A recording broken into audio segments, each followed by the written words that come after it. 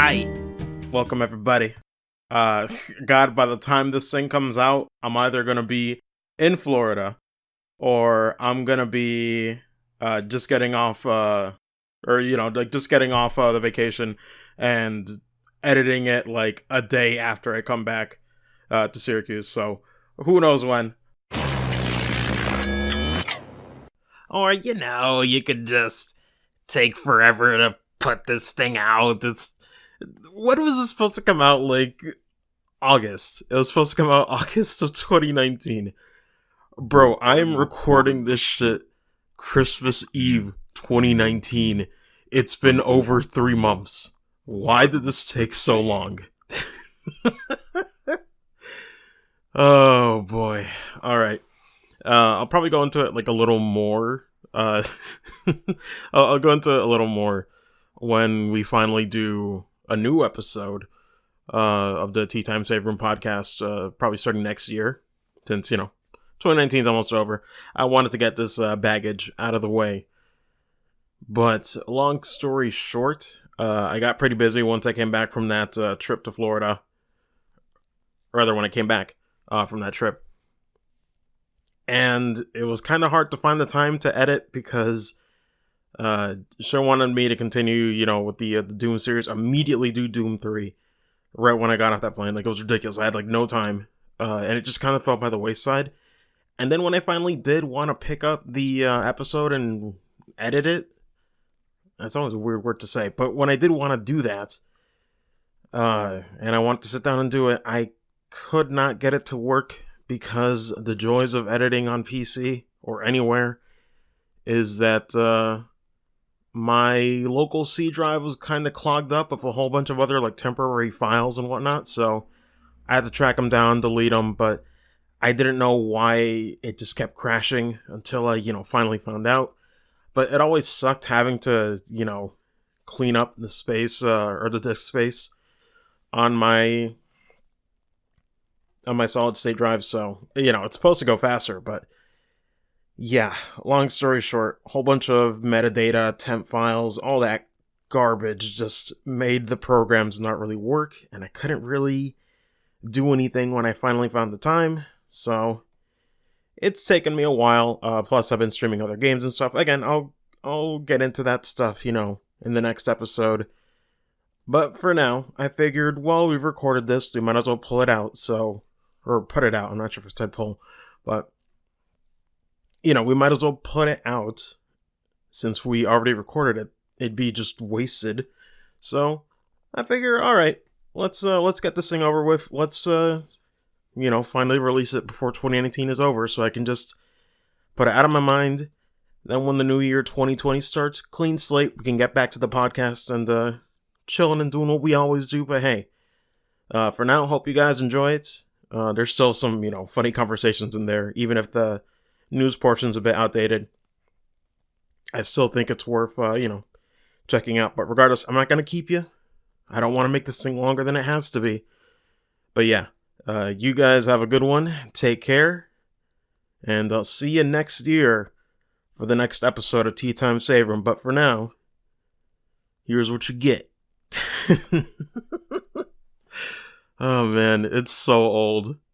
It's so old. Nah, but for real. You guys take care. I'll see you around. Later. But regardless, I'll do what I can. Whichever point when people hear this, still miss you. But either way, I'm here. We're basically recording episode 7 before. This is literally the day before I gotta pack and leave. So we're just doing what we can. There's a ton of news, but regardless, as always, joined by my good friend Fatal Cutie Soul. How's it going, guys? Lord. He always here. Everyone is here. This guy's raiding my fridge. Lord. And while I'm at it, I'm just throwing apples. Trying to really do my best impressions of Ukyo from Samurai Showdown. Oh god. Dude, that had cracked me up when we just with Brandon because we were going to play Samshire for the second time. Like we all just did like a freaking emotes for our characters in like the vaguest way possible. God, that's funny. But Yeah. no, we're gonna try and not. I don't think this is gonna be 4 hours. I can't even afford it being like 4 hours because, thankfully, I think my sister is out at the moment, buying stuff for the trip that she needs. So at least I'm not feeling rushed right away. Yeah. But we'll probably keep it to like 2 to 3 hours, kind of like last time. Which, by the way, if anybody's listening to this, let me know if you guys liked, kind of. It wasn't really like a big change of structure, but we kind of just like went through some of the articles really quickly. Let me know if you guys preferred that, because I think 4 hours is a bit of a big ask for some people if they prefer to listen to it in one day. So, in the future, we could try to keep it to like 3 hours max. If we can. The only problem with some of the episodes is that I say if we can, because sometimes we might miss a week, or it might be like 2 or 3 weeks worth of news, which no matter how you slice it, that's just gonna be hard to compact that. So we'll see. But for the record, we'd probably like to keep going with that. But I just want to know if people preferred that as well. I'm just curious. But just let us know, this game. Yep. Just let us know. So I forget who did it first last week, but it doesn't really matter. I don't know if you want to go into your week first, or I think it's been a little over a week, but Yeah, I will say like both of our weeks will be tied together. So there's like a certain portion that way we'll say like once we get to yours. My week wasn't like too terribly crazy, besides like playing like lots of Samurai Showdown. I did play some of Fire Emblem Three Houses, which surprisingly I'm enjoying it so far.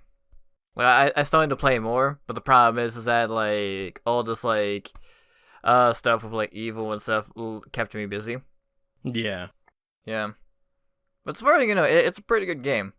And what amazed me is that like which this is not a spoiler. This is something like I read from like an interview from the developers, right? Yeah. Is that I noticed that the game was co-developed by Koei Tecmo. Yeah, I heard about that. Yeah, which makes sense since they done like Fire Emblem Warriors, and they've also been working with Nintendo for Marvel Ultimate Alliance 3. Yeah.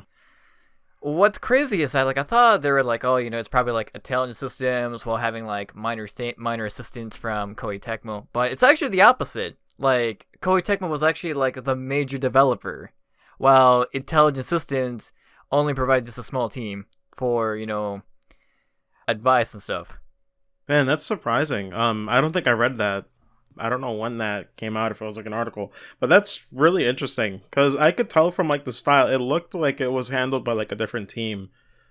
At least, because Intelligent Systems hasn't done like 3D on HD consoles in a while, so maybe they were smart in thinking that, since we're not used to this platform, or, we don't really have the assets for this at the ready, they probably thought it was smarter to like, let another team kind of handle it that has a little more experience with that stuff. Yeah, I actually like find it like pretty clever. Like instead of like risking like a new HD title that we're not very experienced before, might as well get someone else that can do it for us that we worked before. Yeah, and I know the I was gonna say, I know the game itself in some areas isn't quite the looker, but for what I expect from the series, it's still good to see it in HD. Presentation like in other areas always looks really on point. Yeah. Like, some of the characters, like, I mean, the three models are gonna look pretty alright. Yeah. But the art style, I'm still trying to get used to it, though. Like, I'm liking it, but at the same time, it's way too clean for my taste. If you know what I'm saying, right? I think I do, although for me, it's weird. I wanted to like the art style, but for some reason, I don't know if it's just the eyes or how neutral the portraits look in promotional art that always seemed really odd to me, or like slightly off-putting. Yeah, for me, it just feels like almost everything feels very static for each of the emotions, like these characters' portraits that you see during dialogue. So it's like it's not as expressive as like Persona games or like 5 or what have you. Yeah. I mean, that's fair. I don't expect that for every game, but yeah, I guess it doesn't have nearly as much of a broad range. Yeah, and The other interesting else that they read is that like there's also like a work done by a director, which I kind of forget his name, but he works at Koei Tecmo, mostly famous for their strategy sim series, Romance of the Three Kingdoms. I'm I've heard of like, it, but I don't know much about it.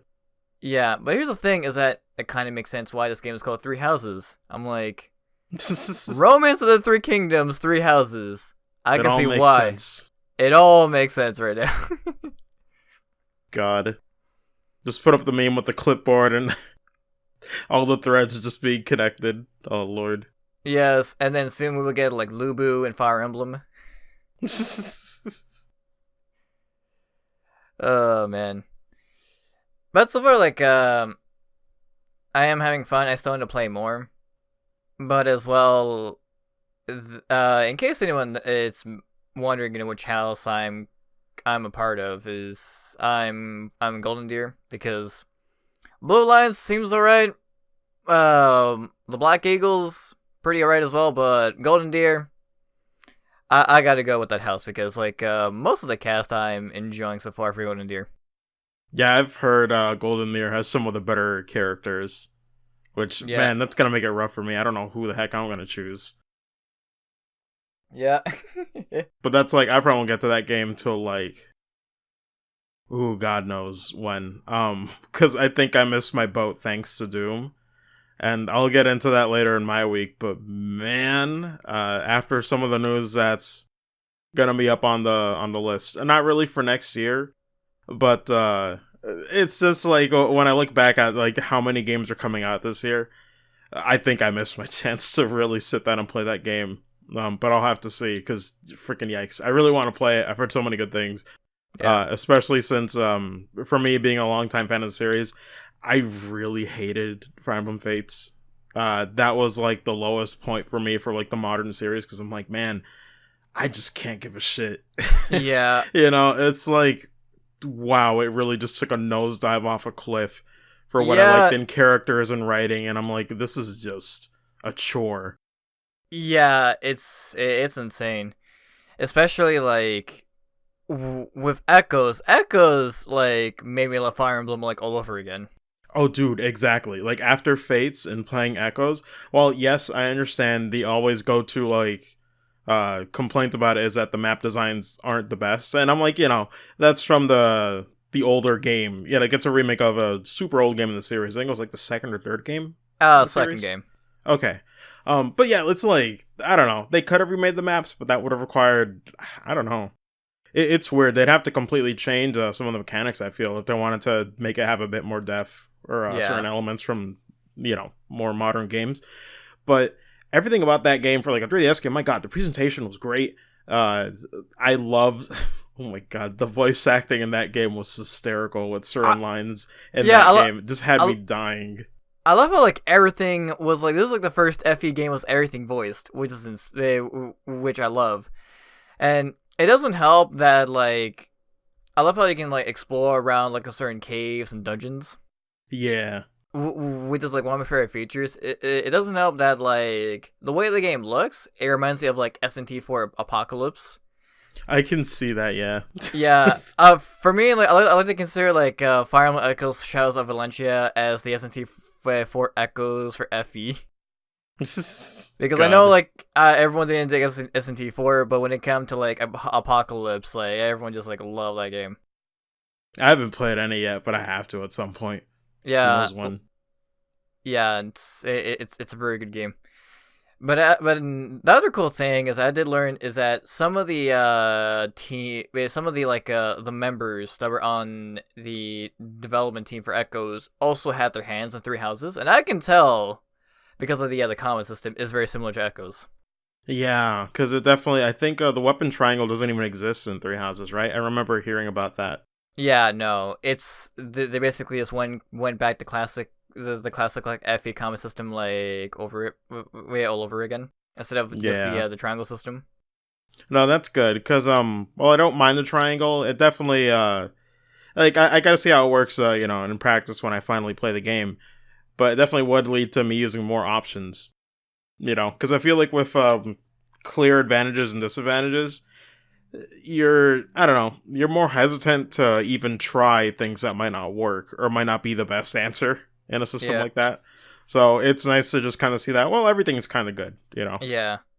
And the other thing I will also point out is that, like, I'm actually pretty impressed with the counter system, like, in this game. Is Mm-hmm. that the best way I can compare with the counter system is, I was thinking of people thought of Persona, but the thing is that it's not exactly like Persona's counter system. It's actually more similar to Trails of Cold Steel's counter system. The only Oh, difference damn. is that it's actually like what I wish what the counter system for Trails of Cold Steel had, like Hmm. like a long time ago. I can see that, yeah. Because I forget even with the hours that I played in Cold Steel 1. Yeah, I forget that it even had like a daily system to it, or like, you know, it was like dated. Because I'm like, shit, it just feels like points in the story and then like that's it. And I'm like, oh, okay. It doesn't really feel like it's there. Yeah, that's the thing is obviously like it has like the similar system where like you have they will give you like only a certain amount of like a points of what you can do for activities before you like make progress. Yeah. The thing I like about this is I think I discussed like with X a while ago is yeah, you can do a lot. You can do like you have like a lot more stuff to do in your free days compared to like in your free days like in both in Cold Steel and Persona and in the Persona games. Yeah. Is it as overwhelming as a Persona though? No, Okay, because honestly, for me, with playing the series, like playing with Shen, those free days scared the hell out of me. But I think it's because we were trying to do like a max social link run. So yeah. I guess if I played casually, it'd be fine. But man, it's like that always like drove me nuts. I was like, okay, what do you not do on Sunday? Oh man. Yeah, no, the last thing I like about it is that, like, since it's more similar to Trails of Cold Steel, right? Is that Mm-hmm. with Persona, like, they give you, like, it overwhelms you, like, a lot of choices to do. While Yeah. with Trails of Cold Steel and Three Houses, they actually limit of what you can do. Okay. Because remember, like, you have, like, points. Like, depending of your professor level, is you can only have, like, 3 points to do Mm-hmm. either, like, either have like lunchtime way with the students, make them sing in the choir, or better yet, do Did you tea say time. choir? Oh my god, what is? Wait, what does that even do if they like join a choir? Like, does it raise like a certain stat? Yes. Christ. Specifically like is for the like your faith stat for healing for your like your healers. Okay. Man, attempt to do that every day, but it Yeah. get real bad. But no, like the most important part is obviously like that's the best way to like expand more of like your bond with your students and your colleagues. Yeah. Like again, I'm not gonna like say anything more, but basically I just love the way it do is that either you have the choice of like either do like a free day explore around, or you can just do like what you call it this thing where you can just have your students like take these classes with these other professors in order to expand like more of what their goals for, like either to focus on this weapon or this style, or on some certain days, right, is you can also choose to do like battles where you can just like grind what is like a grind some of the students that you haven't grind yet. Yeah. Yeah, and then obviously do this other map and just like take this challenge map just so obviously get some rewards and stuff. Mm-hmm. Yeah, and that again, that's the thing is like, it doesn't. That's the thing I like about it is it's not overwhelming. Yeah. Like you can just like choose what feels right to you instead of Hmm. just like Persona 5 being like, oh man, I need to like do this thing on a certain date and stuff. Yeah, and hope to God that person's even available, because you're just supposed to know or make do. It feels Yeah. like every calendar day in Persona is like a day of compromise. You gotta figure out what you can even do. Yeah. that's that's pretty much like my impressions like with the calendar system in this game. It's just it's pretty much like my favorite calendar system I ever played, like between like Cold Steel and Persona. Nice. Yeah, it drives me nuts too, because I've been hearing from a lot of people that that game is like a real game of the year contender, and I'm just like, fuck. I Yeah, just want to play it. I God, it's know. killing me. Yeah, It really is. I will tell you like one thing I also do like is that remember like how in Persona where you had to like waste a day to go fishing? Yeah. And Three Houses, it doesn't cost like a fucking like free time point to go fishing. Yep. I've seen so many memes. And Oh my that lord. and that's when I'm gonna start wearing a MILF shirt that says, "Man, I love fishing." Although wait, kind of ties into the other question. In case somebody out there wants to know, might make Yep. an enemy or not. Did you go female or male per tag? Oh, I went female protect first. Okay. See, I'm conflicted. Because I'm like, I might go female, but if I go male, then you can actually pick waifus. Well, here's the interesting thing is that like um depending of like which gender like you pick, right? Yeah. In case there's like a character that you really love from another house, guess what? You can actually steal them. This is true. Oh, I mean, just for like S ranks. But then again, I remember seeing an image a couple weeks back where Mm-hmm. I guess somebody was looking into like the potential LGBT or like relations you could do. Yep. And apparently the male has it really bad where I think they only have like two options. It's all I can say is that it's just like a few options, but the problem is that like those few options, that one of them, um, kind of it depends like on your type. Well, the other one is just like, oh man, if you're very interested in old foxes, Oh lord. yeah, Calling the police. yeah, it's a shame though because like, um, because I know like everyone like wanted to fuck like Claude. Yeah. Yeah, sorry to drop this news for anyone that's like playing the game. Is that you decided to have to go like a female for Claude if you want to like really want to get with him. Yep. Lord, I've heard the replayability is like pretty good on it too, though, since it is three different routes and they do change enough, to incentivize people to check back on it. Which hilariously, it's all there, and you don't need to play or buy DLC like frickin' Fates. Potentially And might be worth a damn because it's actually good writing in that game. Christ, I'm sorry. I'll take any chance I get to bash Fates. Like oh the second yeah, I play Three Houses, I will constantly compare it to that and tell everyone how fucking free I feel to get away yeah, from that trash fire, man. Because it's like years, fucking years. Even when Echoes came out, people slept on Echoes and kept talking about Fates like nonstop. And I'm like, oh my god, I hate this timeline. yeah. No, and what's more impressive is that like most of the story like that was like written was also by Koei Tecmo as well, dude. Damn. Which is Okay. insane. Yo, IS, don't. Oh my god, don't let him go. Like, because seriously, it's one of the biggest things I've heard is that the writing is like much improved. I'm just like, please, like, I wish more companies would outsource their licenses like that. Because my god, this seems like it could be a good like partnership for a while. Yeah, because I remember my friend pointed out is that like Koei Tecmo, they're pretty much like in the same spot of what Namco Bandai did last year, like the Yeah, past few years. Because these days, like first we got Marvel Ultimate Alliance 3, and now Farm with Three Houses. yeah, it's weird. I kind of wonder how like Nintendo goes about like choosing companies to help out with their stuff, which is interesting. I feel like it's a weird nuance where back in the day, if you'd see companies supporting a system, it would Mm-hmm. be just like with direct ports or multi-platform releases, right?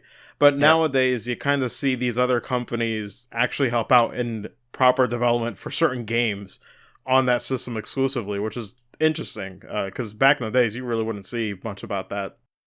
Yeah, it's very interesting how these days where they got like other companies just to like have put out like on the same parts and also gain like their blessings as well. Yeah, like I With even know Monolith Soft also helps with like the Zelda games or Breath of the Wild, the first one, and probably yeah, the sequel too. Yeah, yeah, the sequel as well. The more you know. But anything else happening in your week?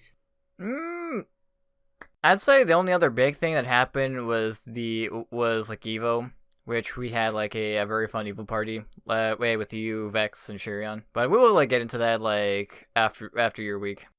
Yeah. But anything for like Evo on like Friday or Sunday when I can watch it?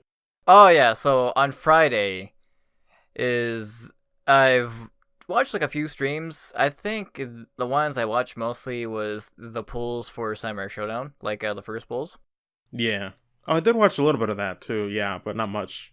Yeah, I remember like I clipped where there was someone that did like a blade catch, and you hear the commentators in stereo saying, like like saying, it's like he did a weapon catch. God. They're all just marking out. Christ. I've still have never done that. And then I forget that that's an option when you're unarmed. Yeah, like you could do that, but the problem is like just like with deflect is like it's still super risky to do. Oh, yeah. Yeah, and what was the other one that I watched is I did watch mostly Soul Calibur 6 grand finals for that. It was actually pretty good. Like you have like I believe like the finals were like this American player was playing as well against a Japanese player who was playing as was it Voldo, and it was like a crazy match right there. God. That's kind of nuts because I don't know like what the trailer for Soul Calibur 6 is, but wow. What a choice I wouldn't expect. Because I thought Nightmare was like considered the best for a while.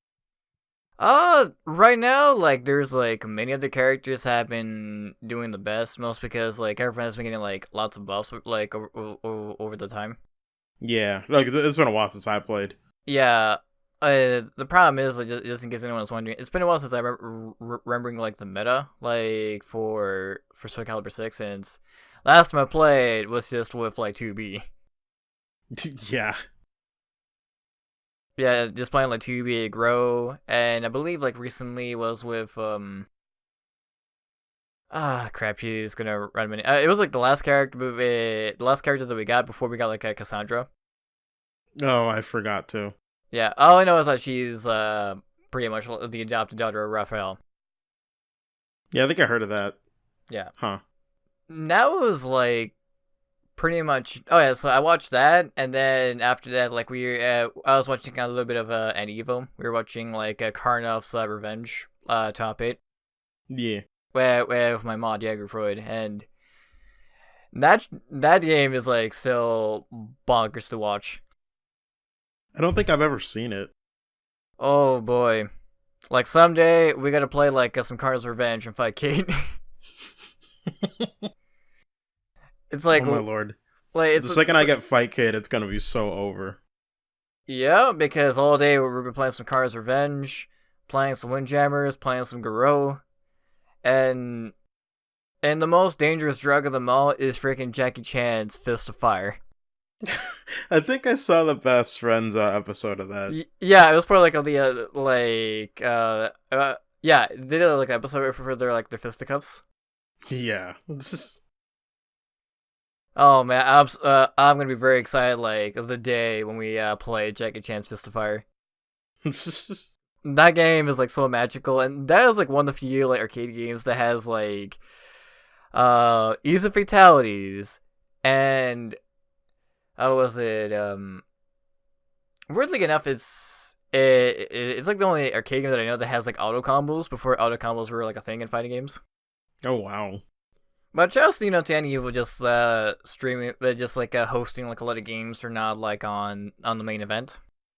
Yeah. Because you have like the list is going. The most notable ones is like you have like Karnell's Revenge, AK Fire History Dynamite. You have the Sailor Moon fighting game on the Super Nintendo. TMNT Tournament Fighters. Oh my god. Puyo Puyo Champions, along God with bless. Puyo Puyo and Tetris. They also did, what was it? Guilty Gear 1, Guilty Gear XX Accent Core Plus R. Oh my god. And finally, they also did, like, Guilty Gear Rev 2. God, I need to go back and see that one potentially. Gosh, that is still my favorite game. Yeah, to spectate. It's a really way fun game to watch.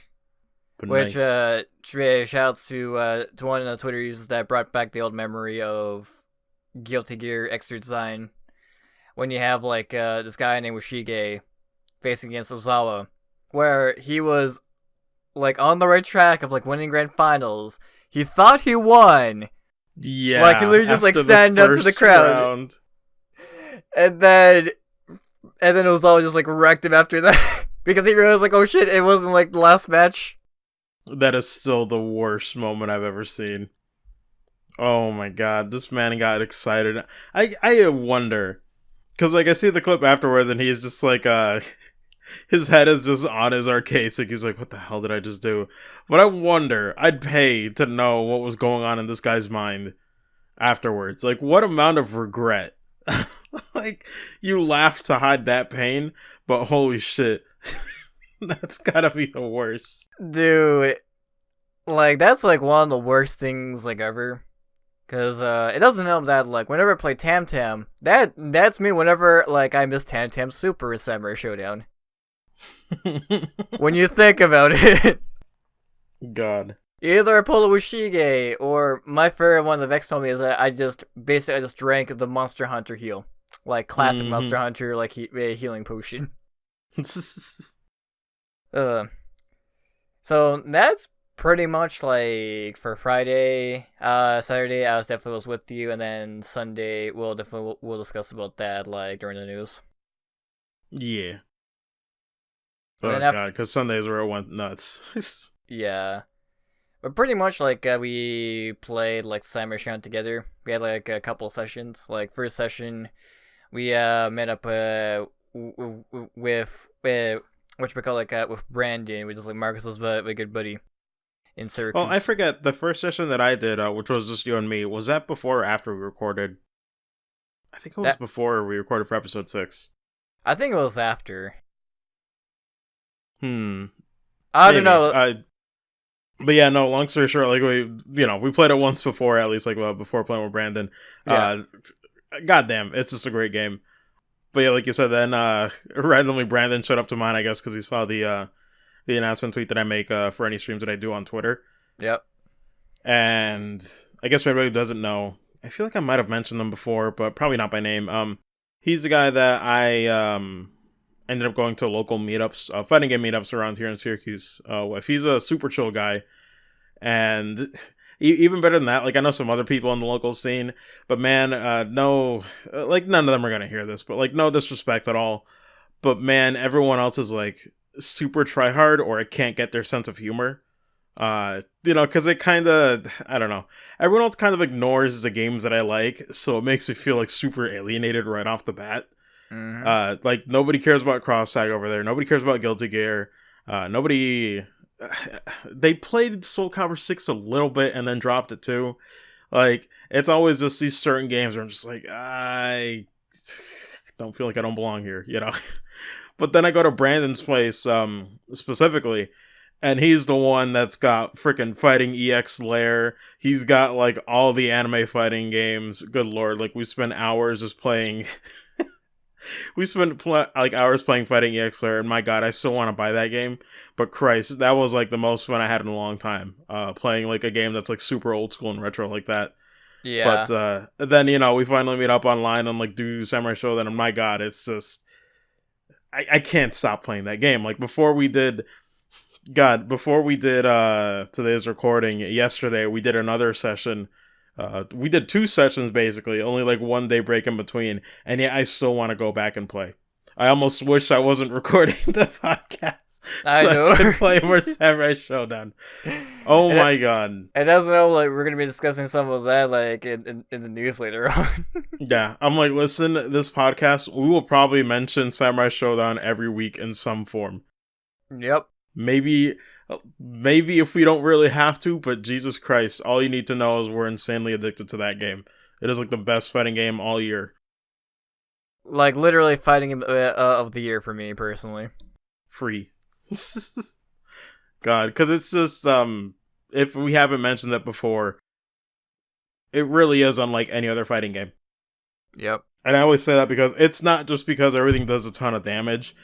It's also just that for casual players, it's fantastic. All you gotta know are your normal buttons and some like special inputs. But you just go nuts and remember your options. You don't gotta learn combos. You don't gotta really lab unless you want to know like a hit confirm or like a maybe like canceling a normal into a special and knowing which ones actually do work. Yeah, and That's the also extent. yeah, and also like knowing like how to overcome like this person's like move. Yeah. Yeah, pretty much it. But aside from that, you don't need to worry about like dropped combos or anything that makes you like feel like garbage the second it does happen. You just go nuts and you do what you gotta do, but it's super rewarding and it's just fun to get back in there and keep playing because you don't need to like it's less stressful. I feel because for me, I feel like I gotta remember like not just one long string of combos for like a fighting game. I feel like I gotta learn several so I don't seem predictable. Yeah. And it makes it really hard to remember all of that stuff in your brain, especially when it's like a tag fighter. Oh my lord, it's really hard when it's like Yeah. 3v3 or 2v2. I'm like, holy shit, I gotta remember so much and so many mechanics. It feels like you're doing math at some point. Yeah. Also, speaking of 2v2 is we also like had like a fun we also did like a fun little session like with Brandon and Vex where we did like a 2v2 online. Yeah, because you can do teams where one person has like a full HP bar and then they get swapped out afterwards. Yeah, it's My pretty lord, there were some good carries in that. yeah, I like to call that mode like like a KF mode where you just like eliminating like each fighter like as you go. Yeah. Yeah. So speaking of which, is that like what have you been doing during your weeks? I've been suffering in hell. No. Oh man. No. That's the main thing I think before or immediately after episode 6 started. I did yeah, no, you're right cuz cuz I think the way that it was like I did Doom 2 and then after those 3 days I told Shin I need like a day off or something. Yeah. And I think that's when I played Samurai Showdown for once finally. And then that's why I was like, God, I kind of don't want to play Doom anymore. I just want to go back. Yeah, because I remember having that exact same feeling when that session was about to be over. I was like, I don't want to play anymore Doom. I just want to play Sam Show. Oh my God. Because I'm like, listen, I'll be super real. All right. Man, like super, super real. Because I don't think Shin's ever going to listen to this podcast. Holy crap. I feel kind of trapped by Doom sometimes. Like, I wish I learned to say no.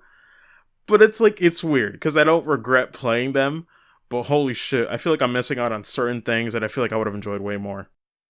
Like again, gosh, I missed out on Fire Emblem Three Houses because I had to go on vacation anyway.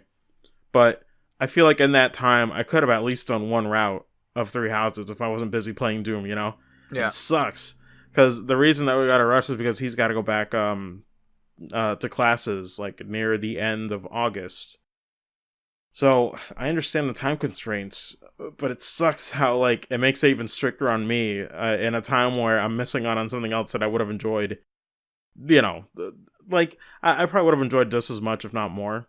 Because I'm excited for Doom Eternal coming out, but oh my god, it's a little rough. Playing Doom 2 and 64, like close to each other.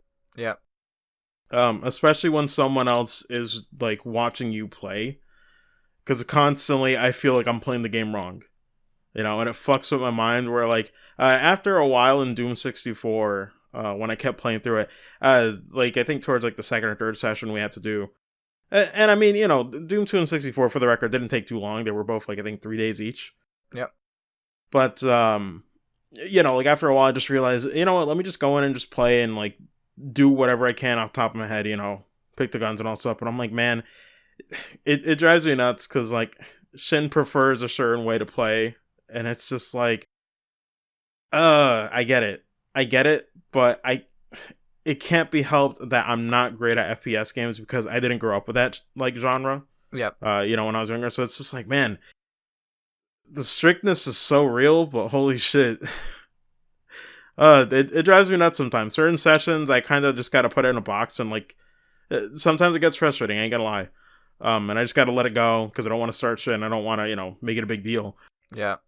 But man, sometimes it does stress me out, or it makes me like, it makes the stress of the game kicking my ass already the little more frustrating, Yeah.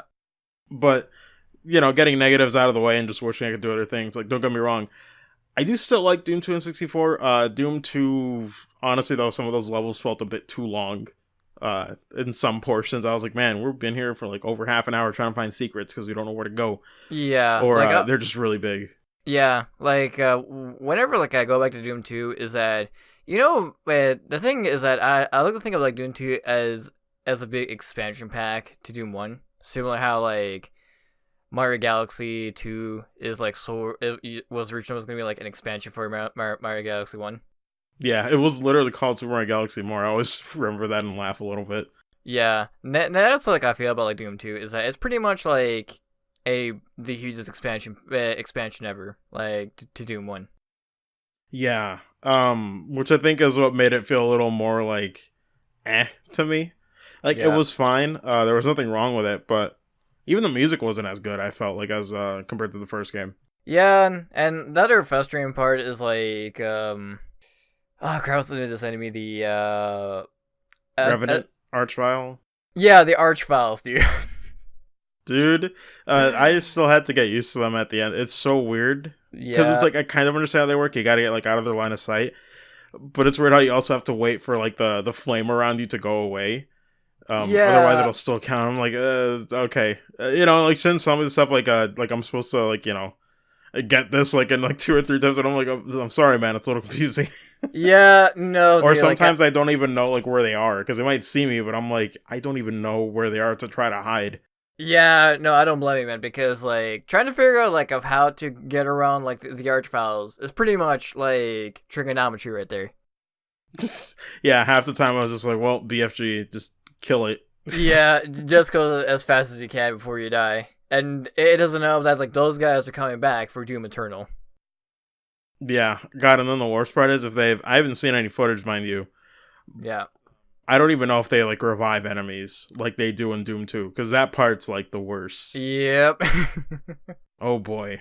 But yeah, no, overall Doom 2 was like solid, but it was still that feeling of like it's more of the same. So it's weird how like I took this break to do Bloodstained in between Doom 1 and 2. But then like to go back and it's just like, well, this is underwhelming. A little bit, like they're like new enemies and stuff, that's cool and all. But yeah, just it like you said, it's an expansion. So there's only so much it can do to leave a mark. Yep. But it doesn't make it a bad game by any means. I'm not saying that. Yeah. However, Doom 64 is barring the troubleshooting hell that we had constant problems through streaming that game, sadly.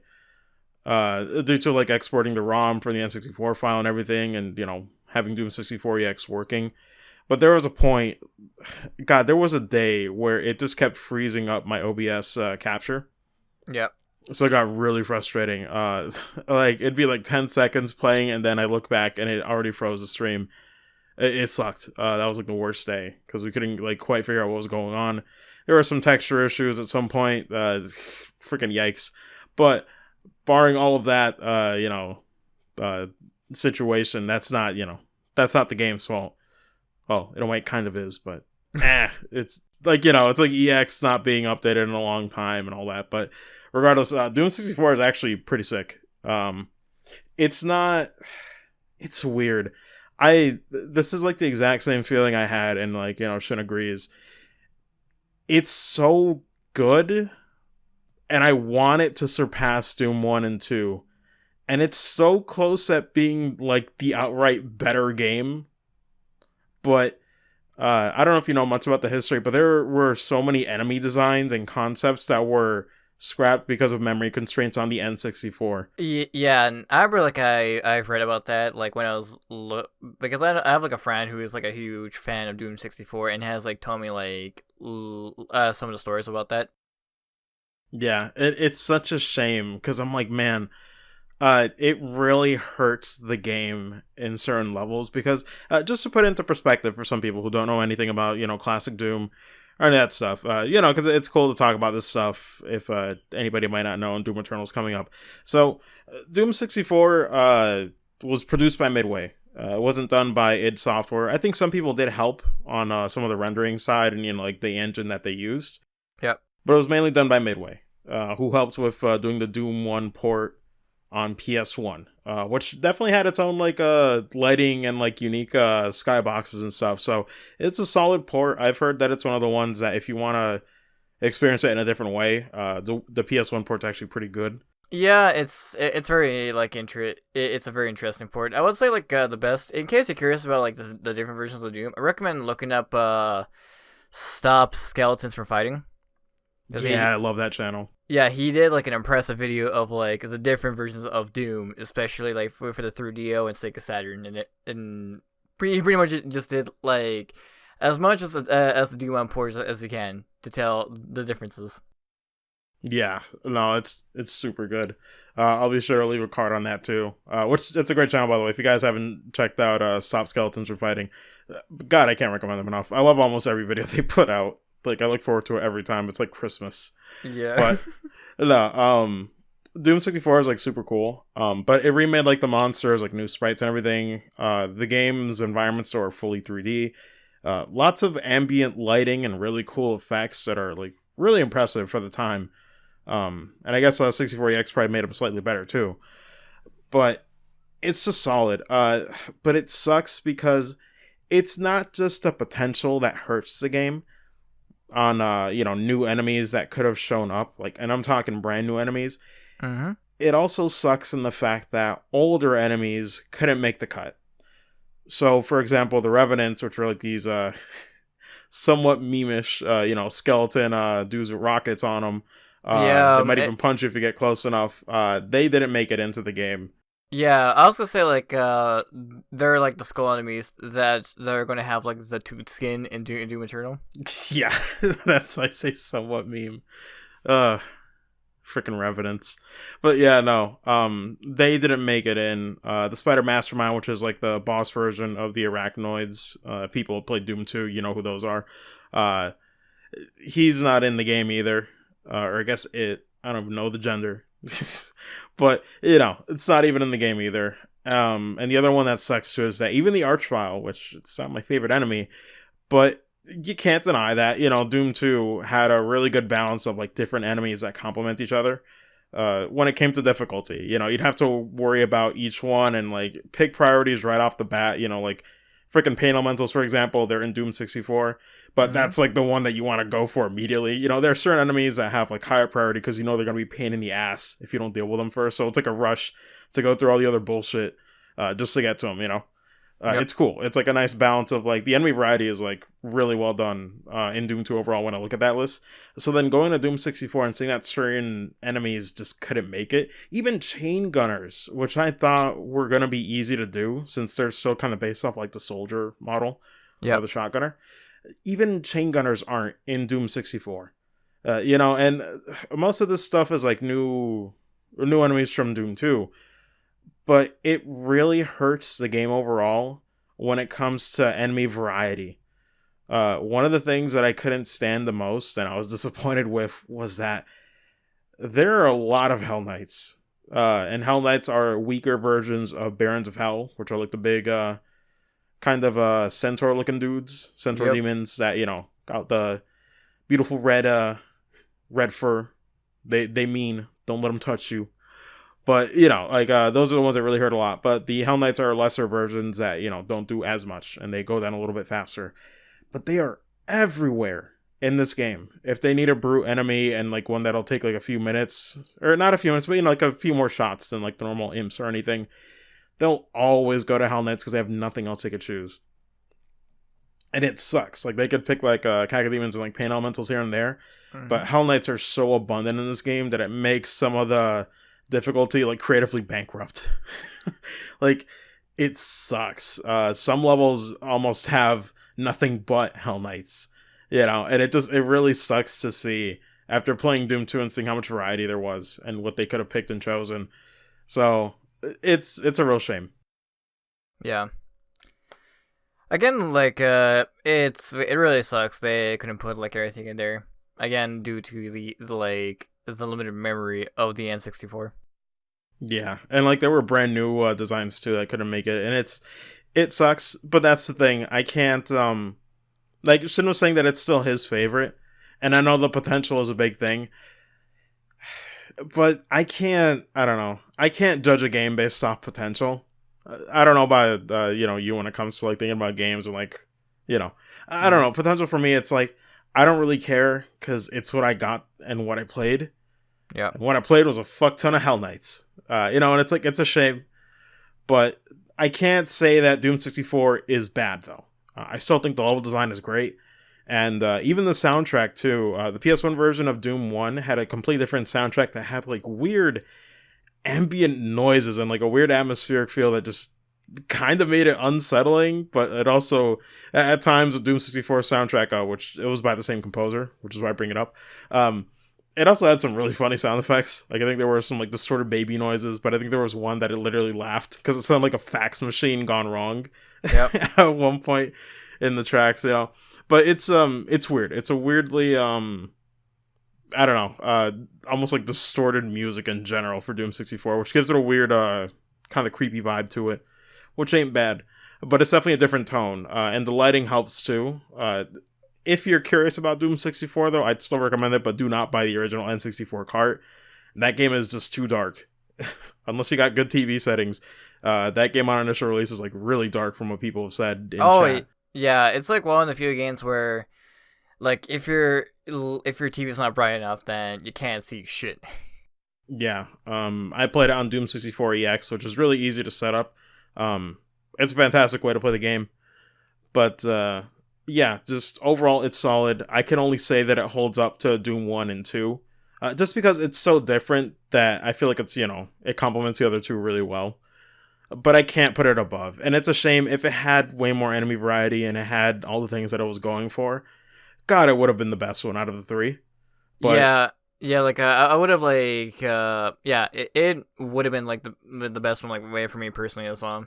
Cuz but I will say like I will consider it as the most underrated like of the Doom games.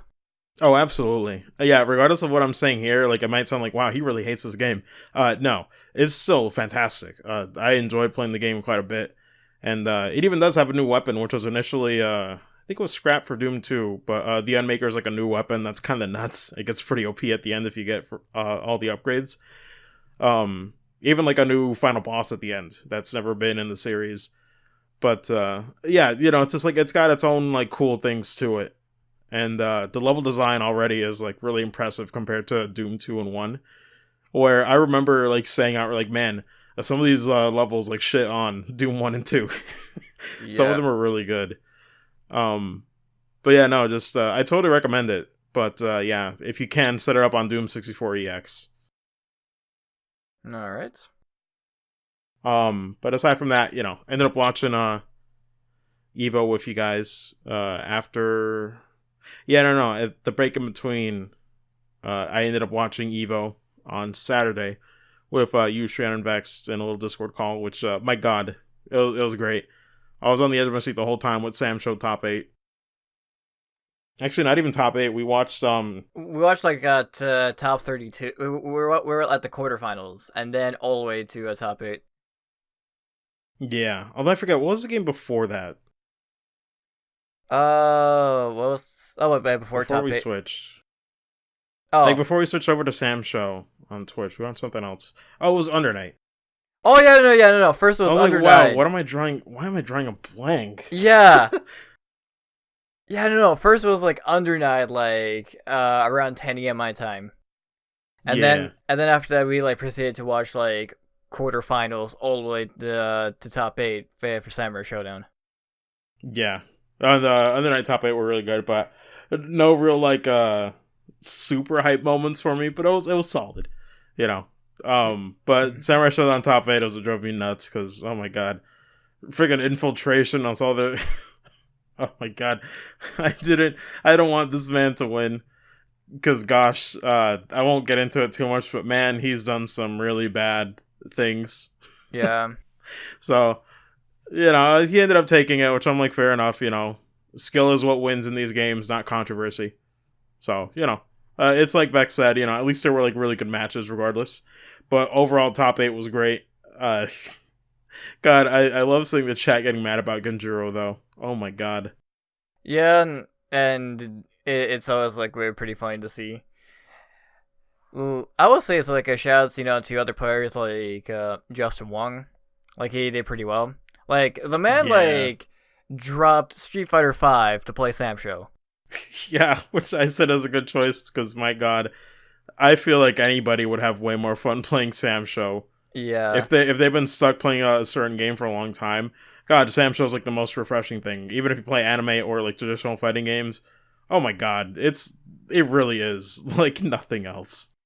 Yeah, no, it's really amazing. Like we also got like Kazunoko, like a very notable enemy player, like who was in second place. And then we got like Alex Vi, a very old school like FGC veteran.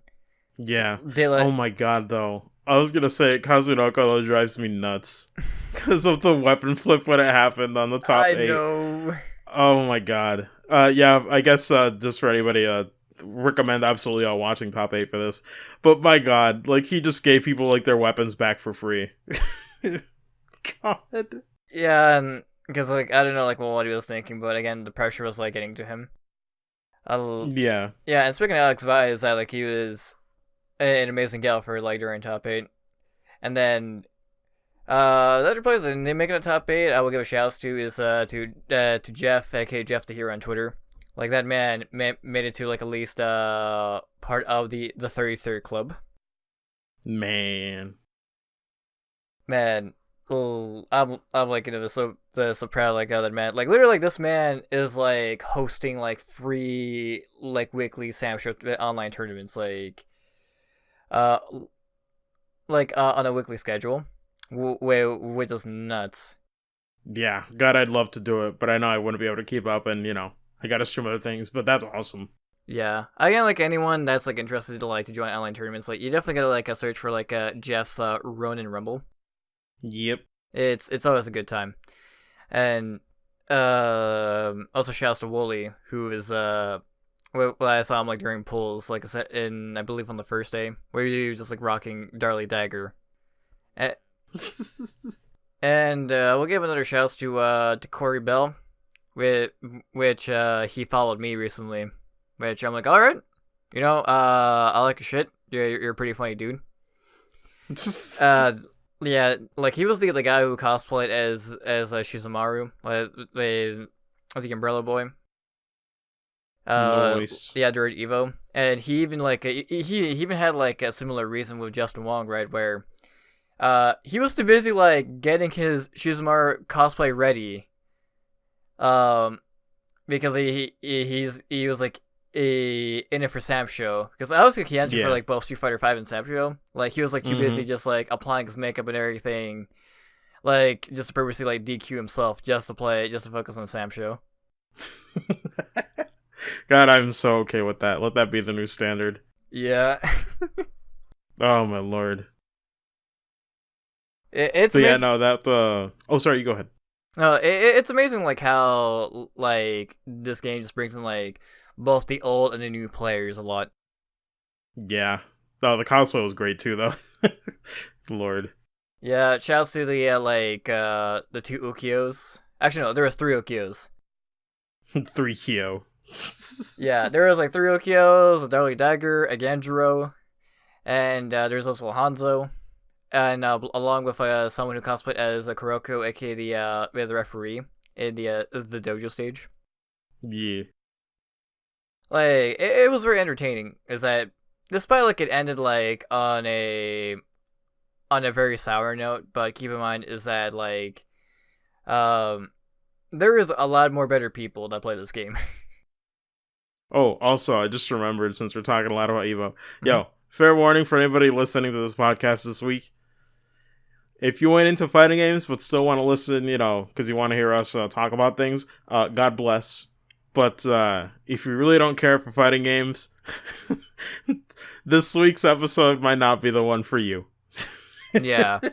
We're gonna be. This is only the start. We're gonna talk a lot about fighting games because along with EVO, we're also like major announcements, which we'll get into in the news. Yeah. But it's fighting game talk for a while, and I mentioned this on last week's episode. But man, it's even more than I expected. Yeah, pretty much. Like, it reminds me like of a certain podcast I used to listen to. Like, I always turn it off whenever they get into like what is it into like WWE like these days. Yeah.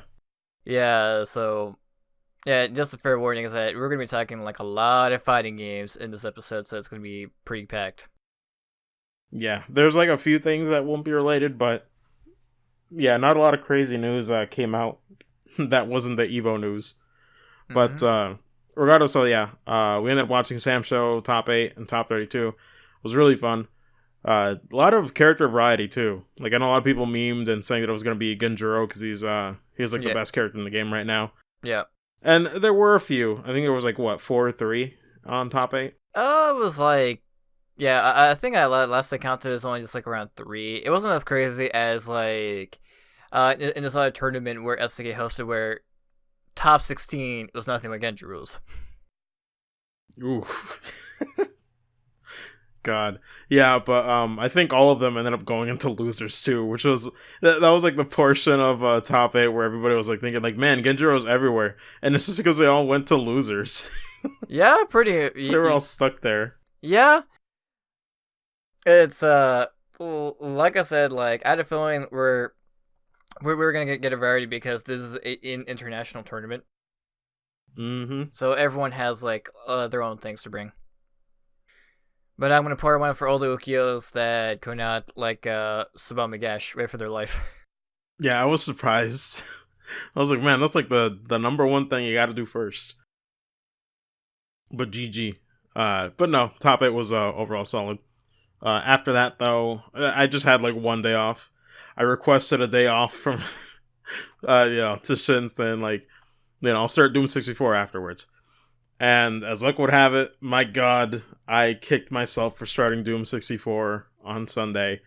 I kicked myself super hard, but I had to keep it in a box because, man, let me tell you, there is nothing worse than hearing some hype announcements and then hearing the hypest one while I'm in a fucking room in Doom 64 getting destroyed by Mancubus and like a literal square with fucking like rockets and being shit on. Yeah. It's like, man, like, oh my God, they just announced one of the games that I've been waiting years for, and I get so excited. And I'm like, but I can't get hype here. Shin doesn't get it, and I'm here, like, getting destroyed. So I'm like, I hate this feeling. I hate how I gotta just put it away, Yeah. God, this is the worst. I was like, well, I gotta read the room literally. But, yeah, no. But a lot of the announcements happened near the end of EVO, which I've learned my lesson. Next time, if I gotta, take a day off. Honestly, though, this marathon was just like a weird timing. Probably for next year, I'll be able to watch all 3 days. We'll be able to do like the viewing party again next year, no problem. Yep. But man, yeah, a lot of cool announcements, which we'll get into later. But I think from what I heard, the top 8s were pretty good for Sunday. Nothing too crazy though. Yeah, I'd say like the best top 8 that I've seen was definitely for Tekken 7. Most because like the winner from that it was like all the way from Pakistan, dude. Oh man, that's pretty sick. Yeah, and I also did the episode like this dude is like he was also like the winner of like for Tekken 7 in EVO Japan as well. Nice. Yeah. Well, like I do recommend like looking at like the video of about Arslan Ash, like the hidden Tekken god, where he had to like struggle like with his freaking like visa, with his travel visa and airports just to get to a goddamn Tekken tournament to play. Yikes. Yeah, I've heard that's always a struggle too. Yeah. But with this man, like he definitely showed off, is because before there was like the American, like the North American way of playing Tekken, the Japanese way of playing Tekken, and also there's also the Korean play, the Korean way of playing Tekken. But ever since like Arslan Ash came in, he's been showing of the Pakistani way of playing Tekken. Yeah, he was definitely showing like the Pakistani way of playing Tekken. Yeah, it's God. What a sentence, man! You'd never guess. That's cool. Yeah, it's really cool. But yeah, Mm, aside from that, just Well, sorry, mm-hmm. were you gonna say anything else? Oh no, go ahead. Oh, I was just gonna say, aside from that, it was just the major announcements. Um, I think, yeah, a few days afterwards, ended up being Doom 64 and 3 sessions, which was a good time. Thankfully, third session didn't give us much trouble, but or like on the OBS side of just streaming it. But yeah, I guess plans for that series. Like afterwards, I just told him, 4 days left before I got to go on vacation. So I told him I don't want to do anything crazy. We're not going to start up Doom 3 or anything like that. Like, please. Because if we do it in between and I got to come back, it's going to be really awkward. Yep. Especially since I wanted to do other things and, I'll try to focus on other things if I can. Like, gosh, if I have any free time tonight, I definitely won't be streaming, which doesn't really matter because by the time people listen to this, it'll be too late. But I don't plan on streaming anyway, because I wasn't like guaranteed to do it after last night's Sam Show session. But I do still got to work on making some playlists. I only have one so far, unfortunately, because of man, it's so weird seeing a game that I played in 2015. I gotta say, the one playlist that I have done, which thankfully it was already in order, so I could quickly make a playlist. But there was one problem, which is now why I like to do breaks in between finishing a game and continuing something else. Like a good example recently, like after beating Doom 64, I should want to watch some Doom related videos. So I'm like, okay, just give me like 2 minutes to stop the stream and start it for something else. And the reason I say that now is because, man, I was an idiot back then. Seeing that just gave me vindication. Because I think it was around the time when I did, I guess, a Zelda marathon. So I played, I think, Wind Waker, Twilight Princess, and then Skyward Sword immediately afterwards. But trying to find part one of Twilight Princess was a little awkward. Because it was the finale of Wind Waker at the start of the video, so I thought, oh, that's not the right one. But no, then I scroll, a little bit ahead in the video, and no, I start Twilight Princess in that same freaking session of like 2 hours, and I'm like, what the fuck was I? Oh, that's really awkward. I can't put that on a playlist. So I had to download the video from YouTube, split the video to the point where Twilight Princess actually starts in that whole like 3 hour long session, and then export it, which took a while. And then upload it again, which also took a while, just for part one. That's why I always stop streams in between starting up other games, because my god, shit like that happens, and I wasted so many hours just getting that part for the playlist. If it wasn't for that, I would have had other playlists done by now. But I got kind of screwed there because of past me being dumb. Yep. Always love it, like how, like anything like you did previously. Well, your future self now being like, what the hell? What the hell? What I was was I like, doing? wow, let me just unedit this and let me just put the finale of Wind Waker here as part one of my like, no, I had to do that. I had to edit that shit and download it. I was like, there's no freaking way I can justify this. No matter how lazy I felt. So yeah, I had to do that. But with that being said, if anybody is still listening to this, it should be public by then. I'm just waiting until tomorrow to make some of the playlists public if I do have more than that one done. But man, out of all the Zelda streams that I did, Twilight Princess is like my favorite one, because that's like a semi-blind run. The backstory to that one is that several years ago, I think probably a year after it came out on GameCube, I ended up getting the game. It might have been 2 years afterwards. But I remember stopping at gosh, it's been so long. I forget the name of the dungeon, but I know it was the dungeon where you get like the spinner dungeon weapon, where it's like it's kind of like desert themed. There's a quicksand and there's like a whole bunch of like undead skeletons and stuff. Yeah. It was like I believe the dungeon, like you were like in sort of a coliseum, but not really. Yeah, towards the end of it. But yeah, no, that was a really cool one too. But for some reason, that's where I stopped playing the game all those years ago. I don't know why it feels like that I lost interest or ended up playing like another game. But I like stopped there, like near the entrance to that dungeon. So for years, I never saw the ending of the game. I never saw how it all came together, and I forgot so many things about Twilight Princess. And now I think it's like one of my 3 favorite games in the entire series for several reasons. But listen, if people really want to see like a good session where it's like I'm still being like really impressed with the game and like enjoying my time with it, holy shit, it's weird hearing myself with like a different mic because that mic quality is like questionable. I think I had like a blue snowball back then. So it just sounds weird. I sound more nasally for some reason. Yeah, which, fun fact, it's the mic I'm currently, like, still using these days. You sound fine, though. But yeah, no, it's just weird. It's just one of those things just like, it's weird already, like, listening to yourself, but then it's weird listening to yourself when you already have a different mic, like, several years later. Yeah, that's really going to be me, like, when I upgrade to another mic in the future. Whenever I hear myself, like, in those, like, Sam Show highlight clips. Yeah. No, but no, Twilight Princess is great. Honestly, it's one of, like, when I look back on all the games that I've streamed, there's a few good ones, but I think one of my favorite playthroughs ever was that Twilight Princess session. Just a lot of fond memories of that one. So if anybody, misses like streams or, like don't know what to do for the week, but you might want to see me do a session of something in some way, I highly encourage check out that Twilight Princess session. It is one of my favorites. Personally, there's a lot of good memes and a lot of dumb frustration in there too. Because I tried to do 100%, and one of the posts drove me nuts.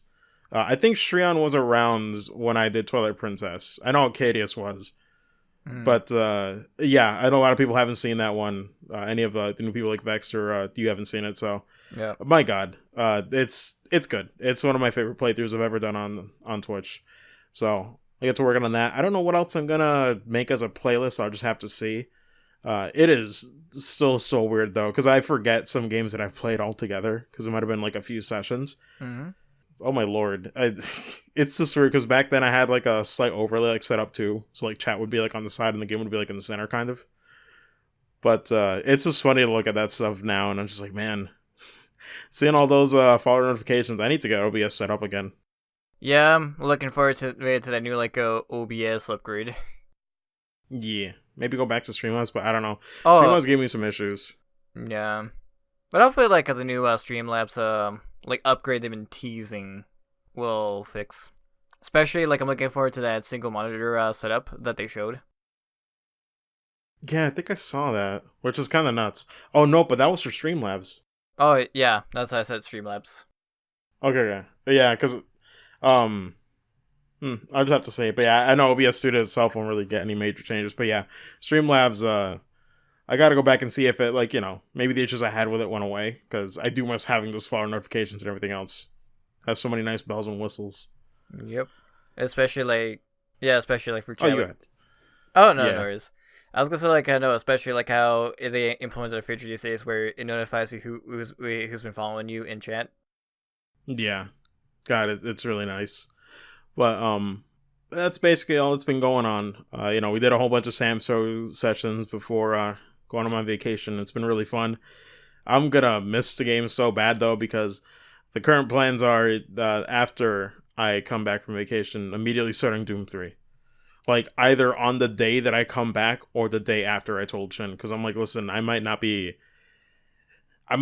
raring to go, after just getting off the freaking plane. I'm like, listen, I gotta settle, I gotta, like, unpack, like, I'd love to promise that, but nah, man, it takes a while. Jet lag is real too, but it's just like, it's nice to settle first before you're ready to do, the usual routine.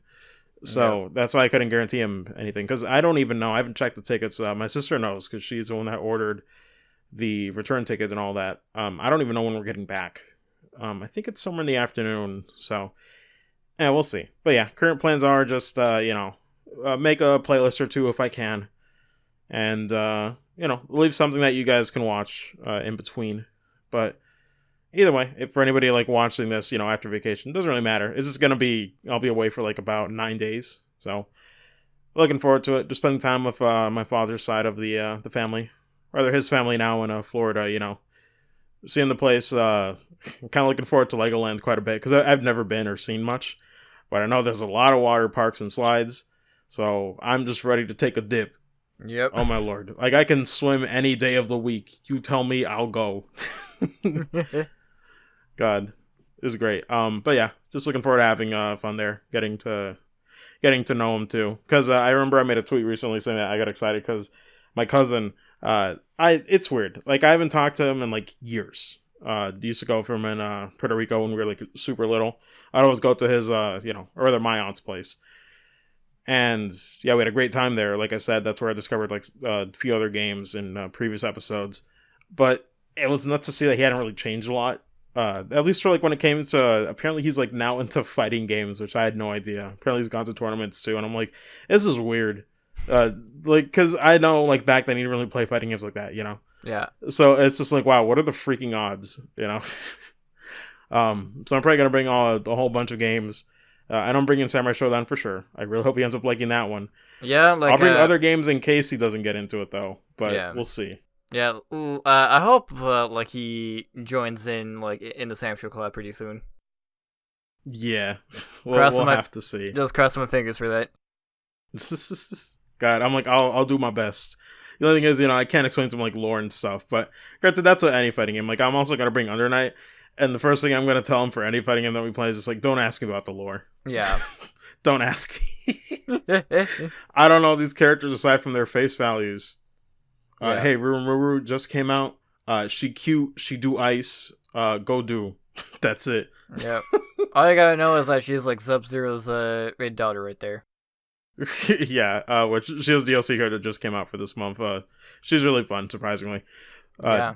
But yeah, no, just looking forward to that. I don't plan on. This is the funny thing too. This is kind of getting to like a little personal. But that was on the same day that I know I also had to call my dad just to know, like, I don't know about you, Cutie Soul, but whenever I have to go to somebody's house or like stay over, I'm really careful about like, what are house rules, what to do and not do. Because I remember even when we went to friends' houses and they would say something casually like, oh, take whatever you want from the fridge. I'd always feel really uncomfortable with that. Because, I don't know what their parents are going to be using or, like, what's okay. So I always directly tell the parents, like, what to do and not to do. And same thing with this, even though he's my dad, I had to also do a separate call, to just make sure that I'm not overstepping my boundaries because I'm a visitor. I'm not, a member of the household. That's fact. So just trying to be careful with that. But that also means that, it's funny. Because I think my cousin messed up a little bit because I called him first on the same day. Yeah. And I guess he told, I forgot who it was. No, but I think it might have been my father's wife. I think my cousin told her that, Marcos already talked with me, so he doesn't have to, like, worry about that, that's fine. It's like, man, you really, really said that when I told you that I was going to talk to him afterwards. That's a yikes. Because I don't know what my cousin thinks. Like, he probably thinks that I'm going to be, like, playing games all day with him or something. And I'm like, listen, man, there's a time and place. You got to put that away and, like, spend time with family or, I love fighting games as much as the next guy. But there's a point where, like, you got to read the room and realize that I'm there for, like, a week. Not just to spend time with you, man. I love you. But, it's, there's a time and place for that stuff. So I'm hoping, there won't be any issues, but we should be fine. My only issue is I hope I'm good with kids because I know there's like I think he's like 5 or 6 years old. I guess he's my bro, younger bro that I never got to meet, but we'll see how that goes. Yeah. Lord. Yeah, I know what I feel, especially like I went out to like meet like most of my mom's like step relatives again. Like, yeah. Because like before they only knew me like only as a baby. Once like I went like back to Mexico again, right? Like that's where like where most of my mom's like most of her like my mom's like step relatives live. Mm-hmm. So literally that's when I had to like reintroduce myself and see how they are. Yeah, it's gonna be weird because I'm gonna be like over a week with them, so I'm just like, all right. Time to see if I can produce enough small talk for a week. You know? Yeah. Hopefully. I'm gonna find out. But nah, it's fine. I just want to make sure I leave a, decent first impression. But at the same time, thankfully with my dad being there, he already knows me. Same thing with my cousin. I feel like I'm not walking on eggshells, because sometimes you meet up with people for the first time and you feel like you're on thin ice just talking with somebody. So yeah. I think it'll be fine, honestly. But I'm just looking forward to getting away from Syracuse for a while, because man, sometimes this place really drives me nuts. Whether it's the motorcycles or something else, or sometimes my parents drives me nuts too, and I'm just like, let me just get away for a little bit. Let me just refocus and just enjoy that. So I'm looking forward to that. Yeah. But yeah, that's basically my week, more or less, and I guess the future week, because I sure won't be doing any streams or anything while I'm away. But yeah, aside from that, nothing else too crazy. And I guess we'll just get into the news at this point, unless you wanted to, you got to take a break or anything. Oh, nope, we're good. We're basically just checking the time. We just look around. We were past the hour mark. Okay. Yeah, we're past the hour, but that's fine. I don't think we're gonna take too much time, but then again, there might be some here where we might gush about them a bit, because listen, this is like what it's gonna be for the year, Yeah. for Fighting Game Nuts, I'm like, this is the time, this is the place. So, oh boy, a lot of fighting game talk. We're gonna get into it, but let me get to the browser here. Yep. I'm just All right, let's go. so starting off, I ain't gonna lie, I don't have much to say, but we'll get into it. So, first announcement that came out, all of these, yeah, I believe all of the announcements came out near the end of EVO, right? Were there any premature ones? I'd say the only one that wasn't like at Sunday was the one after top 8 Uniest. Oh yeah, right. God, how could I forget? How could I forget? Jesus. That's like the only one that did it properly, so like my mind was just like, did they do it after top 8? God. Yeah, it's after top 8. Well, I believe a few of them were like, actually no, a couple of them were like leaked before. Yeah, this is one of them, so we'll get to it. Street Fighter 5 Arcade Edition adds E Honda, Lucia. I hope I'm pronouncing that right. Yep. Watch it be something else like Lucia, and I'm like, what the heck? I hate English. Nah. And Poison is also joining on August 4. But yeah, unfortunately, these characters were leaked before EVO, to the point where Capcom even had to like put up the trailer beforehand. Man, what a weird time. But they always get leaks, so I'm like, guys, fix your shit. Yeah, and it doesn't help that like this time it was like Valve that accidentally like leaked this news. Yeah. Oh Lord. Someone It's either that or Amazon. Somebody's got to do it. Yeah. Which it's a shame, because I know they've been like working hard on like trying to, again, very excited of like putting like effort into this and everything. Yeah. Especially like for Ono, like the guy who's in charge of like the Street Fighter series currently, was definitely just insert just Dizzy Ryu, like with the Dizzy Ryu sprite from Street Fighter 2. Basically. Yeah, it's bad to the point where like after like before like Street Fighter 5 Grand Final start, they just had to say, oh yeah, we're having more news coming in November, and we're out.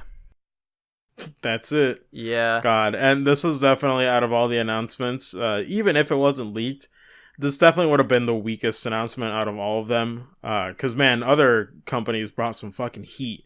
Like, they were packing, oh my god, so much hype, that this is just like, okay, most of them are returning or veterans, except for Lucio, which is new. Yeah, I will explain. Is that like, so E Honda, obviously he's like a veteran. Everyone knows him as the sumo guy from Street Fighter 2. Yeah. I do love the bastard. I love how they made him like very extra thick in this one. Especially like someone like did a move an extra angle and inserted a video of a certain YouTuber saying, "Boy, he's thick." Damn, boy, he thick. He's thick, boy. God, I love that. Yeah, but no, like I love Yahandi. It's very silly, man. And then we have Lucia, who is actually like my favorite character I played in Final Fight 3 for the Super Nintendo. Nice. I was like shocked that they actually brought her in. Yeah, it's weird. Like I can't get into Street Fighter 5 anymore. I played at launch and didn't do much for me. Yeah. But seeing something like this, with like a bit more effort and new inclusion is great. Because man, Final Fight is like the weirdest thing for like crossover, like into And also into their main series. Like it's just like anything goes. Yeah, no, it's pretty much like they're at the point where like it's still part of the Street Fighter canon. Yeah. Yeah. Like I like her new design. Some of her other costumes are pretty okay, but her nostalgia costume looks great because it's definitely like the same design I remember from the Super Nintendo game. Yeah. Which, I like how how she looks and plays, but then again, this coming from someone who just like dropped Street Fighter 5 like a rock once KO14 came out. Oh yeah, and God, I dropped it before because Guilty Gear was a thing for me. Yeah. Oh, and then the last character, if you mind scrolling down a bit, is that we have another returning character is Poison from also from Final Fight and also a Street Fighter veteran from also Street Fighter 4. Yep. Which before she used like this like stick whip thing, which made her very unique in Street Fighter 4, which you get their fireballs and everything. Her new design looks pretty alright, but the problem is that it looks terrible in 3D, but when you sketch it out in 2D, it's amazing. Yeah. But yeah, and that's definitely a problem with certain God, that's like the one thing that I wish at some point games could bridge the gap, because it's weird, right? They're all trying to go for like more realism or like more detail. Yeah. But I want to get to the point where like in video games in general where like we can go from like concept art to looking almost perfect in 3D. Like, I know compromise has got to be made here and there, but sometimes it's, like, too rough for what I expect. Yeah, one of the things that really disappointed, like, about Poison this time around is that I love, like, her old weapon that she had. Like, that was the reason why I had, like, so much fun to play with her. Yeah. This time, she used a whip, which makes her immediately into a similar moveset from Whip from KOF and Phone in Unist. Yeah. Oh, wait. Give me a second, by the way. I'm being called. Yep, sure thing. Just BRB really quick. Okay, back. Sorry about that. Yep. So, anyways, I was going to say is that, yeah, like, I'm not really, like, feeling with Poison, like, with her new whip weapon, because it reminds me of, like, two other characters that are, like, a lot more fun to play. But then again, it's Street Fighter 5. It's a game that I don't really play. I don't really play anymore these days.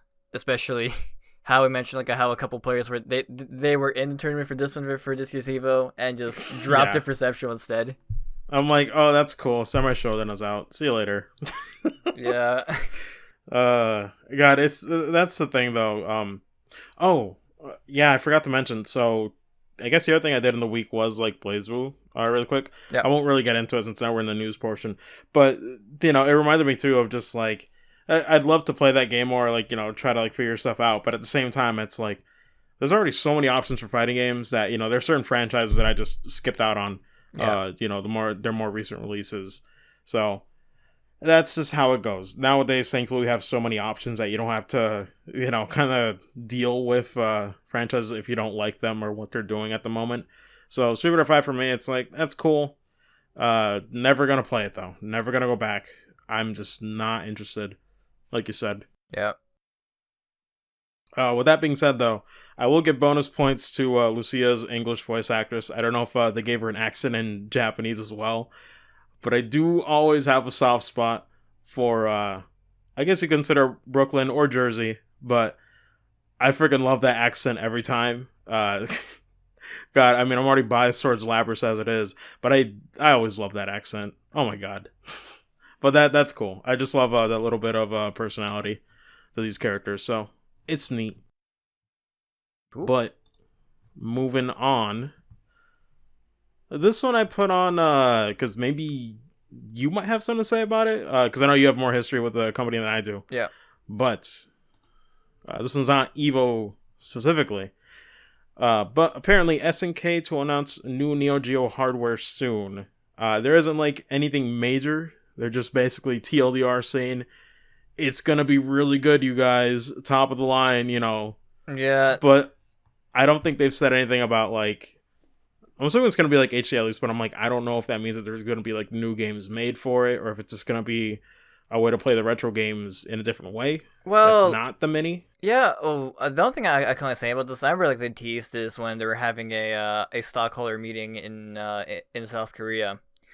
Is they were teasing like they were putting like another new like retro Neo Geo hardware that's supposed to be like a lot better to the Neo Geo Mini. Thing is that like the Neo Geo Mini isn't like too bad, but it does have its few problems that people are like way like weren't pleased. But it was definitely like a lot better compared to the PlayStation Classic because I just gotta put it right there. Oh God, PlayStation Classic was like the lowest of the low. Yeah. Um. The only thing that they teased is that like again the only thing I can sense is that it's definitely going to be like a new um like before the Neo Geo Mini, it was basically just a portable like arcade cabinet that you can take anywhere. Yeah. So that tells me like they're probably going to make like a replica of the Neo Geo home system. Definitely with bells and whistles, and they also mentioned like it's supposed to be compatible, like with like you can link up to your Neo Geo Mini to it. Okay. Yeah. So it's probably gonna be like a home version of what it already is, which makes sense. Yeah, like I said, like it's probably like gonna be like a the Neo Geo Classic 2.0 just to please everyone with improvements and everything. Yeah, because I'll admit I don't really have too much history with the company. I've never owned a Neo Geo system. Period. Growing up. Yeah. Oh yeah, like so. Well, my history with SNK probably starts with Samurai Shodown and maybe a little bit of King of Fighters, but yeah. King of Fighters is super brief. Yeah. I was gonna say like there was like a few people that actually own the Neo Geo because it's expensive. Oh yeah, that's always the thing that I was like, no wonder I never owned one. When I look back. Yeah, it's mostly just either like home ports or I just like stop by like the pizza place to play on the Neo Geo arcade cabinet. It's just. But like we'll see what it is. Aside, again, I'm expecting to be like an improved Neo Geo Classic just to like please like everyone with improved emulation and everything. Yeah. But yeah, aside from that, nothing too crazy. They just slightly teased us. I thought, yeah, this is up this man's alley. He's got more history with it than I do. But moving on from that, going back to fighting games. Wow, that was a nice little break. Yep. Oh yeah, so this one got accidentally spilled during an EVO stream. Yep, Riot Games and Radiant Entertainment developing a new fighting game. Still a long way to go before details are announced, it says, but for those who don't know, Radiant Entertainment are the same people who did Rising Thunder a while back, and sadly it got pulled. So, there is a version you can still play, but, no online to it anymore, as far as I know. Yeah, you gotta, like, do what is, like, manual peer-to-peer, like, open boards and stuff, but... This was one that I missed out on, though, sadly. I only knew about Rising Thunder when it got pulled, sadly. Yeah. I was too late. But yeah, a while ago, it was announced that Riot Game actually acquired the team. So people were wondering, like, it was kind of inferred, like, you could kind of guess that they acquired them to make their own fighting game. But, you couldn't guarantee that was 100% going to happen. So I guess it's kind of nice to have confirmation that they are being used to make a fighting game. Shocker there. But, it's good to have confirmation. So you said this happened on the Twitch stream. So was it intentional or not to give that information out? Did they botch? It was an accident. Literally, like, it describes in the article, it's like the worst kept secret in the universe. Yeah. Oh my god, let me see. Yeah, the quote. Okay, let me read this completely. So, back in 2016 when we joined forces at Riot, said that we were going to go in the hole for a while, and said during the jump off live stream, I want to be able to let people in on maybe like the worst kept secret in the universe, which is I can confirm that we were working on a fighting game for Riot. And I continued, the reason why we did Rising Thunder in the first place was because we felt like fighting games just deserve to be enjoyed by way more people. As big as things are, we think it has a potential to get bigger. Which I can agree with that, because yeah, the way it felt like they were trying to shake it up back then, where they really needed it. Yeah, like I've seen I played like Resident Evil before, including the community edition. I've seen like what kind of things they're going for, especially like this is like the game where it was going to run like a brand new version of GGPO. Like it was called GGPO 2. Yeah. Yeah. Like the only thing I can say about this is that hopefully it's an original IP. Like hopefully it's its own original IP instead of just League of Fighters. I can agree with that. I hope so because listen, here's the thing. I know Riot Games is all about League right now, but I feel like as a company, it'd be smarter. Like not even just for me, because honestly, I kind of like some of the characters in League. Like for anybody, God, maybe like 1% who's played it. I really like Thresh. I used to play him when I did play League for like a month or two. He's like a super cool, like undead skeleton looking dude, but he's got like green flames all around him. Like it's a sick design. A lot of designs, for champions look really cool. Oh yeah, like I But I, I love like all of them, right? But go on. yeah, oh no, but I was gonna say, but at the same time, as a company, it'd be safer and smarter to, just make your like let it stand alone from that. Be able to say that you own two different games for two different types of people, instead of having it all be collectively based off the same thing. Variety makes it.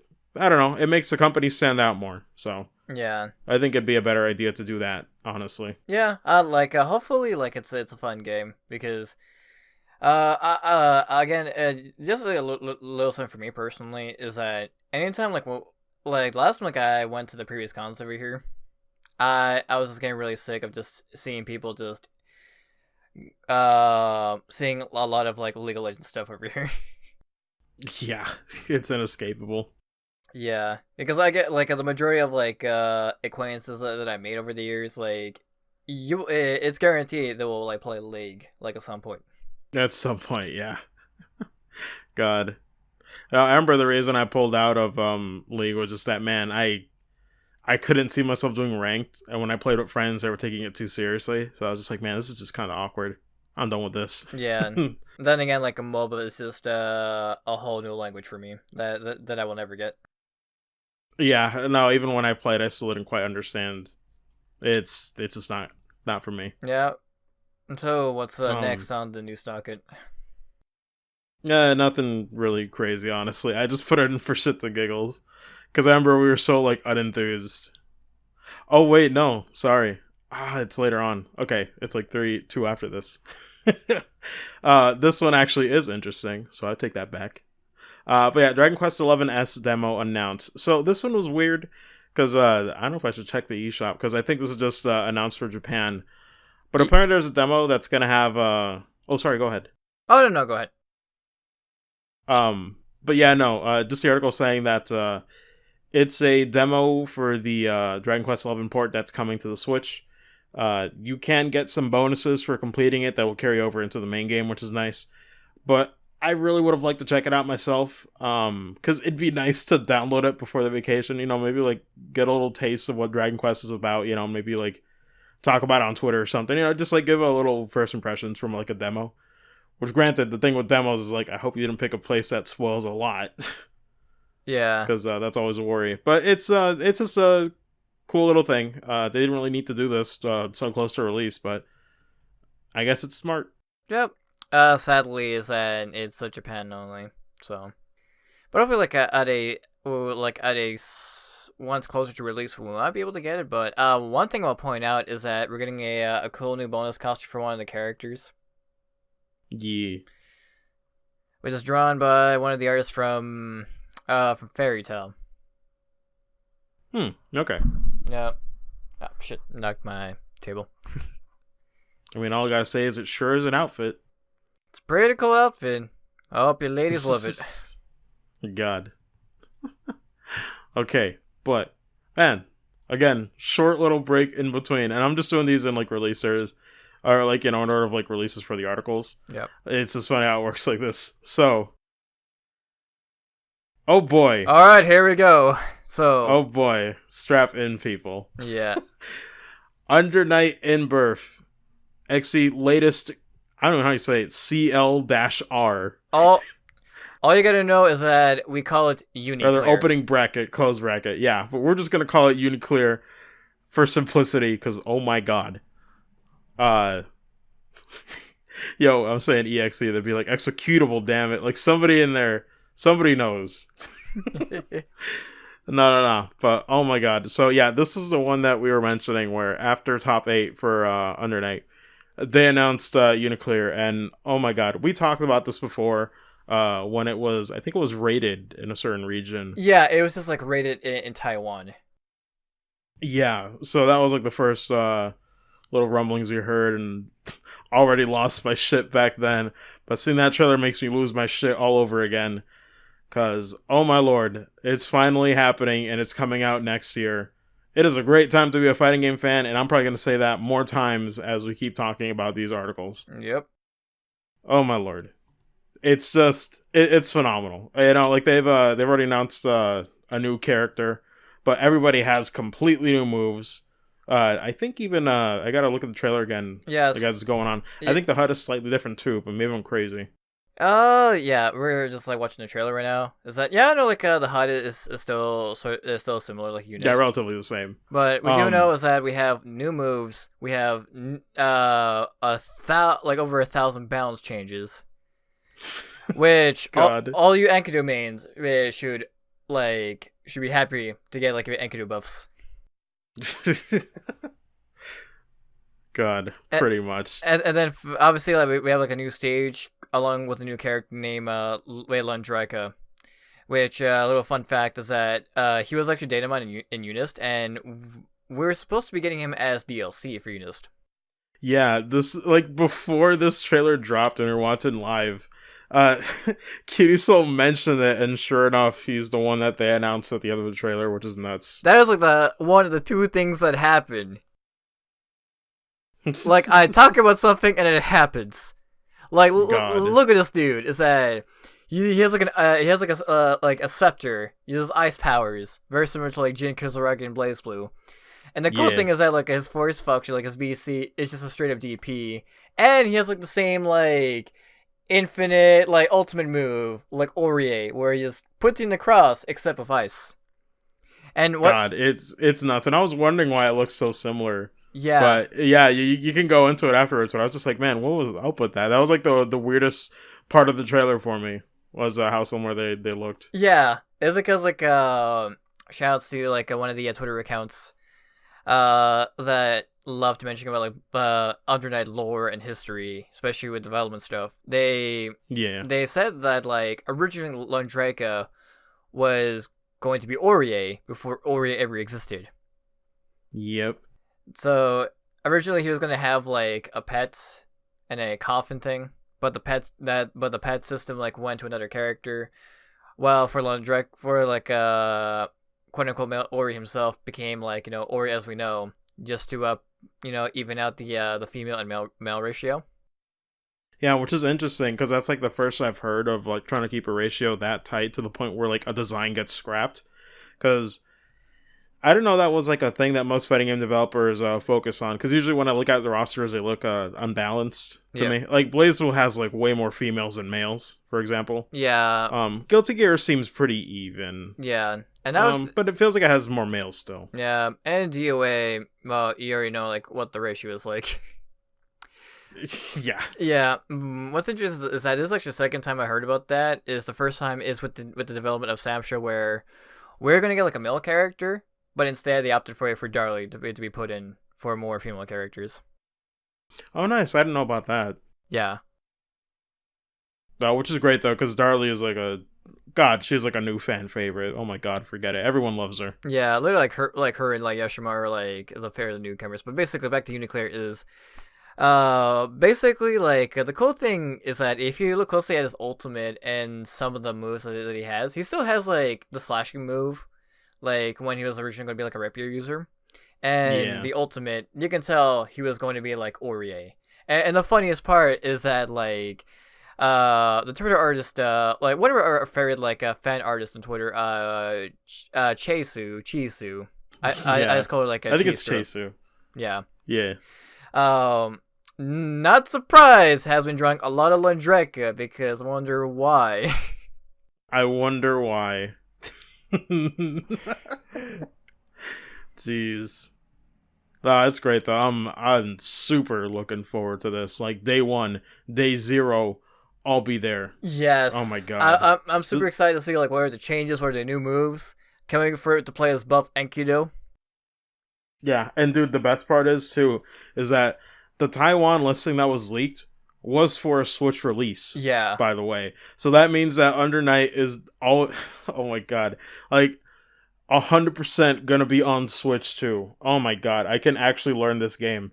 I can Yes. actually learn the game. Yes, and shout outs to anyone that were doing the option select of like it came out for PS4, came out for PC, and obviously it also came out for PS3 like for Unis, right? Yeah. And weirdly, and also the Vita version. And the last thing in people's eyes is when's the Switch version coming? Well, guess what? God, finally. Finally with Unity Clear. And the other thing I'm most excited to see is hopefully we get more characters because I know there is like more unique design characters during the like the Chronicle mode. So hopefully like Mm-hmm. some of those characters will be getting in as an actual character. As long as we get designs that are as good as Londrekia, I'm cool with that. But man, that reminds me too. How could I forget when we were watching Top 8 for this? I just wanted Nanase to go out. Like Nanase and Mika, I'm just like, nope, get him out of here. I don't want to see him anywhere near top 4. God, I'm just like, yeah. I just hope, designs are usually on point for this series, so I'm looking forward to any character designs that come out. Yeah. Like I said, like some of the ones that I saw should be pretty cool. And shout out to anyone in top 8, and especially shouts to my Canadian brother, who is like the only Canadian person out of all the Japanese top 8, out of all the Japanese player in top 8 for Udist. Especially God. especially as Enkidu, who is amazing. So what's next Yeah. on the docket? Okay, so this is the one that's underwhelming. After Uniclear getting announced, I freaking sleep at this. Oh yeah, I just laughed because we were so unenthused in the freaking chat. Oh my god! So a little context for this is that this along with like Street Fighter 5, this got leaked earlier as well. Oh yeah. So And even if it didn't, they also announced other characters recently. Yeah. With the Dragon Ball Super Broly movie coming out. They announced some of them like already like a week afterwards, I think. Yeah. But yeah, Dragon Ball FighterZ DLC character Janemba launches August 8th, and Gogeta Super Saiyan Blue coming soon. Who knows when. But yeah, just even if it wasn't leaked, these are like the freest like choices you could even pick. Yep. So it didn't even have to be leaked, honestly. It just happened. But it's alright. He sure got a sword. He sure do have the beams, and we're good. Honestly, though, Vexa put it perfectly to the point where, like, I can't get into this game like I wish I could. Because I remember at first screaming, like, oh my god, like, I love Dragon Ball, and I love Guilty Gear, and, like, Arc System Works, like, fighting games, so I thought this game was, like, made for me when it was initially coming out. Yeah. And then, like Vex said, everybody feels, or I said that everybody feels the same, and then like Vex kind of elaborated, and it's because they can only do so much, and yet Dragon Ball is like so over the top, but the moves when you boil them down kind of look the same, you know? It's either a beam or physical attacks, maybe a sword and some teleporting, and that's like it in a nutshell, you know? Yeah, that's how I feel. Like last time I was playing like this game a long time ago, when I was playing the like what was it? When I was playing like with my friend, and all I did was just like pretty much like doing the same shit with all 3 of my characters. Which yeah, and like some people might be saying like, oh well, you break it down like that, it makes it seem so simple. But I'm like, yes, but other fighting games have so much more variety. Like, God, I could look at freaking. God, what's like the best example I could think of? Yeah, like even BlazBlue playing that recently. There are puppet characters where you gotta control 2 characters at the same time in that game. You know? Yeah. There are characters that are strictly zoners. There are characters that you could play, like even even in Under Night, there's like some characters that have like really good super armor, and you use that to like get in, you know? Yeah, no, another best example is that another complaint is that like I just really hate like everyone is stuck to just one assist. While on BB Yeah. Tag, you have like at least 3 assist way per character. Yeah, you have tons of choices with that. And that's the thing too, like even the weapon variety for like characters in Dragon Ball is so weak because it is mostly physical. Yeah. So you don't even have things like really long range different like weapon types. So it's weird. And most characters don't come with a gimmick. Like they might have a different move set, but most characters don't have a gimmick that's like tied to meter or like their own thing that could like be like a momentum builder or something. There's just not enough variety to make them feel wholly unique. Yeah. Which again, like I'm happy for those who are very excited for this. But as for me, is that the only greatest thing that came out of this game was just Enter 21, and that's it. God. Yep. She's alright. Yeah. 18 is always my bae though. I love that woman. Nah. But yeah, I know it's just alright. Just another announcement that happened at EVO. But again, like you said, sadly got leaked. What can you do? Yep. So what's next? I accidentally put it on twice. Okay, let me get that out of here. Oh, there we go. All right, so this one also got leaked. Yep. Also got leaked. EVO was a bit of a disaster when it came to showing stuff way too early. I believe this one was by Arc System Works themselves, though. Put up the trailer early on YouTube on accident. Yeah, that's what I've heard as well. Oh boy. But yeah, BlazBlue Cross Tag Battle version 2.0 update launches November 21. Adds 9 DLC characters. Alright. Now, is that confirmed that all 9 are coming November 21st? Because I doubt that. I would say, like, I highly doubt all 9 are coming on the same day, but I think they're probably, like, coming in, like, between, like, months and months, but we'll see. So yeah, I'm assuming all the 4 that got announced today are probably going to be the ones that come out on November 21st. Yeah, so what's happening is that version 2.0, we're getting, like, more, like, major bit balance adjustments for every character, which is going to be free, by the way. Yep. And we're also getting, like, a 2.0 pack. So basically is that, like, these characters are going to be, like, a separate pack because the pack that we bought before, we're done with that. So basically we're going to be buying, like, a new pack for around 24 for all, like, new characters. Not just the character, it also comes with, like, new scenarios, new character interactions, colors, along with more wacky thing for the story mode with the new DLC characters. Which I'm looking forward to like watching on YouTube. So the characters that they show off, like that are coming for 2.0 is first off we have Neapolitan from Ruby, which all you guys can be happy for your favorite ice cream waifu to come in. I gotta say though, man, listen. Since Cross-Tag came out, I tried watching Ruby like a few, God, it must have been like last year. Yep. Tried seeing what the whole deal was because I'm like, all right, these fans are so rabid on Twitter. I gotta see what it's about. Man, because I dropped it before. Like after I think about like the first season, I think when season 2 was about to start, I just like, ain't for me. Or rather, not when it was like airing or like having new episodes, but when I tried watching previously, like years back.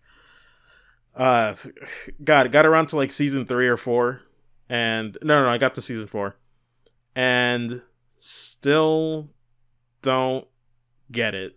Yeah, like it's fine because I'm like, man, some people might get really mad at me because I know some people are fans of Ruby.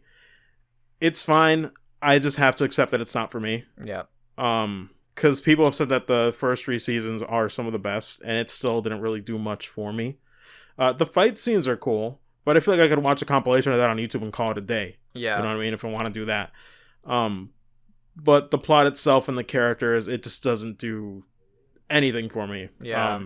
Even the main cast in some areas, I'm just like, nah, not feeling it. So I'm like, I gotta say, in that sense, I had a hilarious, like, almost Schadenfreude catharsis, where just seeing that like no Ruby characters were getting announced as DLC, like after the initial launch, So I kind of kept laughing for a while when Ruby was getting nothing, when all these other rosters were getting like several different characters. Yep. like in a messed up way, I was kind of just laughing at. I was like, man, y'all getting shafted. Yeah. But I'm just sitting here eating. Yeah, I'm just here like getting good because like. I will say like obviously like people are gonna be mad at me automatically no matter what. Like I'll tell us straight up, I don't give a shit for Ruby, period. Yeah, that's the thing. Like I gave it a shot, and it's like I'm still in that same boat, you know. Yeah. So, anyways, like after like everyone just creaming to their ice cream waifu. Yeah, the biggest thing, and I'm like, I don't care. Oh, I will say one thing though. The best part is that at the very least she's a mute, so I don't have to deal with Ruby's screams of pain levels of annoying. Fuck, man. Oh my god. I can't even deal with that shit. So anyway, next up is that I know you're very expert with the series. For me, not so much. Is that we getting Yumi from the Senran Kagura series? Oh yes, I'm a huge expert. I've played all the games. I know all the lore. You come to me. No. No. I've only played, actually one they mentioned was Essel Versus, which is basically kind of like a Dynasty Warriors type of beat 'em up game. It's alright. Honestly, I never got to beating it, which it's just me with Dynasty Warriors type of games. I just can't. I've never finished a single one, despite owning like 3 or 4 of them that are kind of in that type of gameplay style. I just get burnt out after a while. Yep. It's okay, you know. You got the anime titty fan service. It's alright. Music is actually surprisingly good, though, I will say. But, GG, all I gotta say about this is that, Yumi is weird, because I guess at some point in the series, they added, like, different classes or, like, different factions, I guess. So, I guess she's from a newer one, but for some reason, Japan really loves this character, despite her not being the main character, which was Asuka, like from day one. She was like the main character of the series. Mm-hmm. So it's just funny to me how Yumi's getting added when that's just so weird. Like every other franchise that's been represented, like the main character always goes first, you know? It's like, what if you added, I don't know, if you added Orie and Hyde's not there for Under Night? Like it doesn't make any sense. Yeah. You know? It's just weird in that sense. I mean, she's cool, you know, another character with ice gimmick to them. I'll probably check her out. We'll see. But the one thing I'm looking forward to though is I do love the stage. Oh yeah. Because SO Versus was like kind of like a beach themed sort of game, so it looks really nice and colorful compared to the other stages in the game so far. Music will probably be good too. I don't know what our music is gonna be, but it should be aight. Yep. All right, so I got these next two. I've been waiting. Oh wait. I was gonna say one slight thing though. Mm-hmm. As the quote-unquote expert. Listen, Southern Kagura is alright. I don't like much of the designs for the characters. The only character I would want from that series being represented is Ikaruga, and that's it. She a cool sword lady with beautiful long black hair. She dope. Put her in. But it's like Yuzuriha's already in, so I'm like, I don't know how they could like change the moveset for that. I don't know. Figure something out. They'll do something. Well, and potentially you could see a team with those two. God, that sounds like a nightmare. Yep. But yeah, either way. Now it's all yours, because now you're the expert on this. Alright, so this one, I'm like the 1% of people that know about the series. Alright. So, this is like a very interesting series that... So, obviously, we're getting Akatsuki. From Akatsuki Blentzkev, which majority of you may know him as the character also in Underwrite and Birth.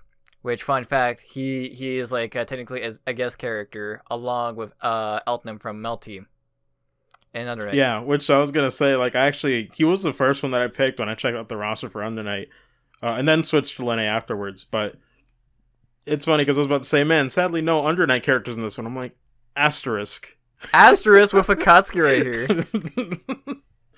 I'll take it. Yes. Oh man, like Akatsuki, like I love that man. Like he's pretty much like an interesting version of Ryu with parries. So yeah, the interesting about him is that like he came from like this very like niche like series. Obviously, it was named on the top called Akatsuki Blentzkev, which it only came out for like the PC and then came out for like for the arcade. which I actually played via emulation, which is a very fun game. And I'm like trying to see like which characters are going to be like a BB tag if they were going to bring in like his series, because like before there was like a data mine where you have like Senran Kagura along with another series which they listed as the sequel for Akatsuki Blinska called Eins Eins Perkovelt. Yeah. Which stars the main character Eins. So I was looking at the roster, I'm like, I know all these fucking characters. So what I did is that after I heard like the data mine, is that besides like I played like Akatsuki Blinska like a shit ton of times with a friend of mine, over emulation. Next thing I did is I immediately like all day try to find a way to play like as a sequel, because the sequel was only on those like Nesca Live arcade boards. Oh wow! Thankfully, okay. I was able to find a way to play it. I'm like, okay, I actually know who like the rest of the characters are in this list. And what's amazing is that like if you look at the like if you like search up Eins Eins like Perkovelt, it's in friggin' German. Just if you look at like the main character's like hands like in one of the arts, you can tell it's the frickin' logo for BlazBlue Cross Tag. Like it makes too much sense, like to put it in. So obviously, like thanks to the leak, right? We got like Akatsuki Blinska, we got like Akatsuki in along listed as Akatsuki Blinska, which is basically like the more recognizable name compared to the sequel. Yeah, because like the sequel is like arcade only. So I was like wondering, what kind of other characters they could show off? You know, they could show off like Mary Sue. This guy who looks like also from like KOF. Or maybe like this guy who looks like the wrestler whose name's Strong Style, or maybe like this cool looking guy who plays like Guile. I'm like, no. They're like, fuck that. Instead, we're going along with Akatsuki. We're gonna bring in the literal absolute unit himself, Blitz Tank. You heard me right. God, the fucking character that makes me question fighting games every day I wake up now. Oh my god. Like, I remember, like, I was talking about this with my mod and with Vex. Literally, I had to educate Vex, like, because I remember, like, Vex, she was talking to me about the data mine, right? I was educating her about Blitz Tank.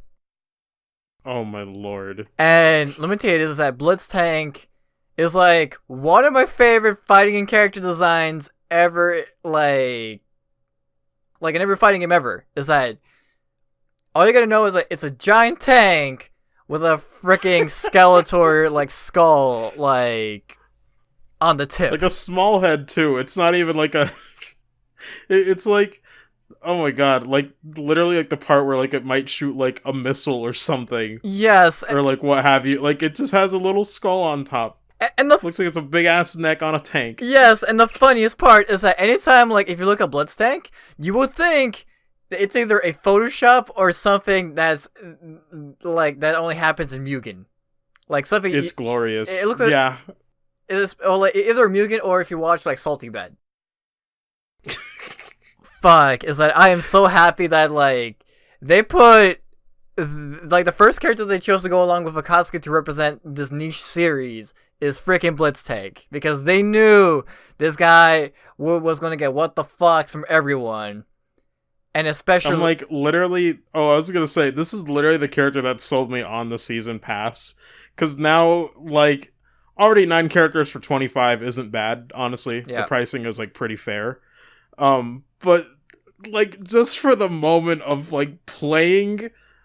or fighting against this fucking character. Like I literally told you, like the first 10 seconds of the match, I'm gonna try to compose myself. Dude, let me tell you this is that, like, before, you know, I was like, I had fun with BB Tag, but I think that's gonna be like my end for BB Tag. But once I've heard Akatsuki and Blitztag are coming, fuck it, I'm coming back to BB Tag again just for those two.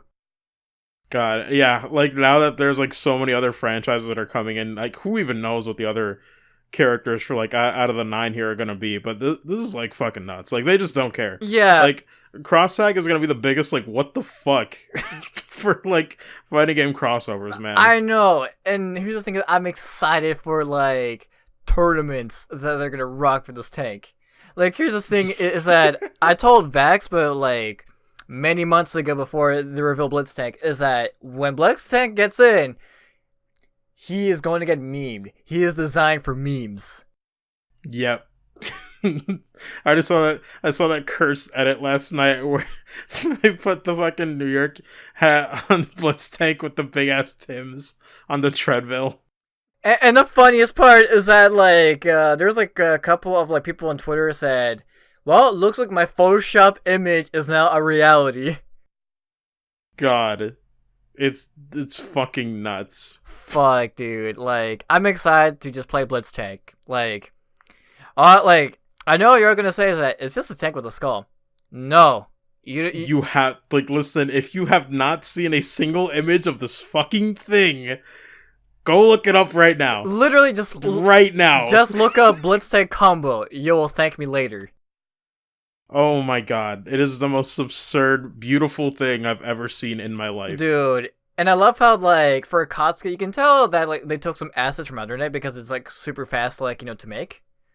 For Blitztank, that's a new fucking sprite right there.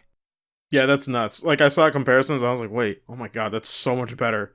Like, the old sprite looks so, like, under-detailed. Like, it looks so plain. Yeah. For what it's trying to be. I was like, holy shit, when was this game, like, when did it come out? Oh my god, if I remember correctly, is that, like, it came out, like, around in 2008 or so, or something like that? Yeah, oh, even for 2008, that's still... Oof. Yeah. It's a little rough. But yeah, but I'm still amazed, like, this is like a random, like, doujin game that actually get, like, an official arcade release. Yeah, it's weird. Yeah. Like, out of all the franchises now, see, back then, out of all the 4 that were in Cross-Tag, I was like, man, Under Night is gonna be like, what the fuck? What kind of game is that? You know, like, I played prior to Cross-Tag coming out, so I knew. Yeah. But that's the one that sold me. But now it's like, now you see other people getting sold because of Akatsuki Blitzcamp characters coming out. Like, who the fuck are you?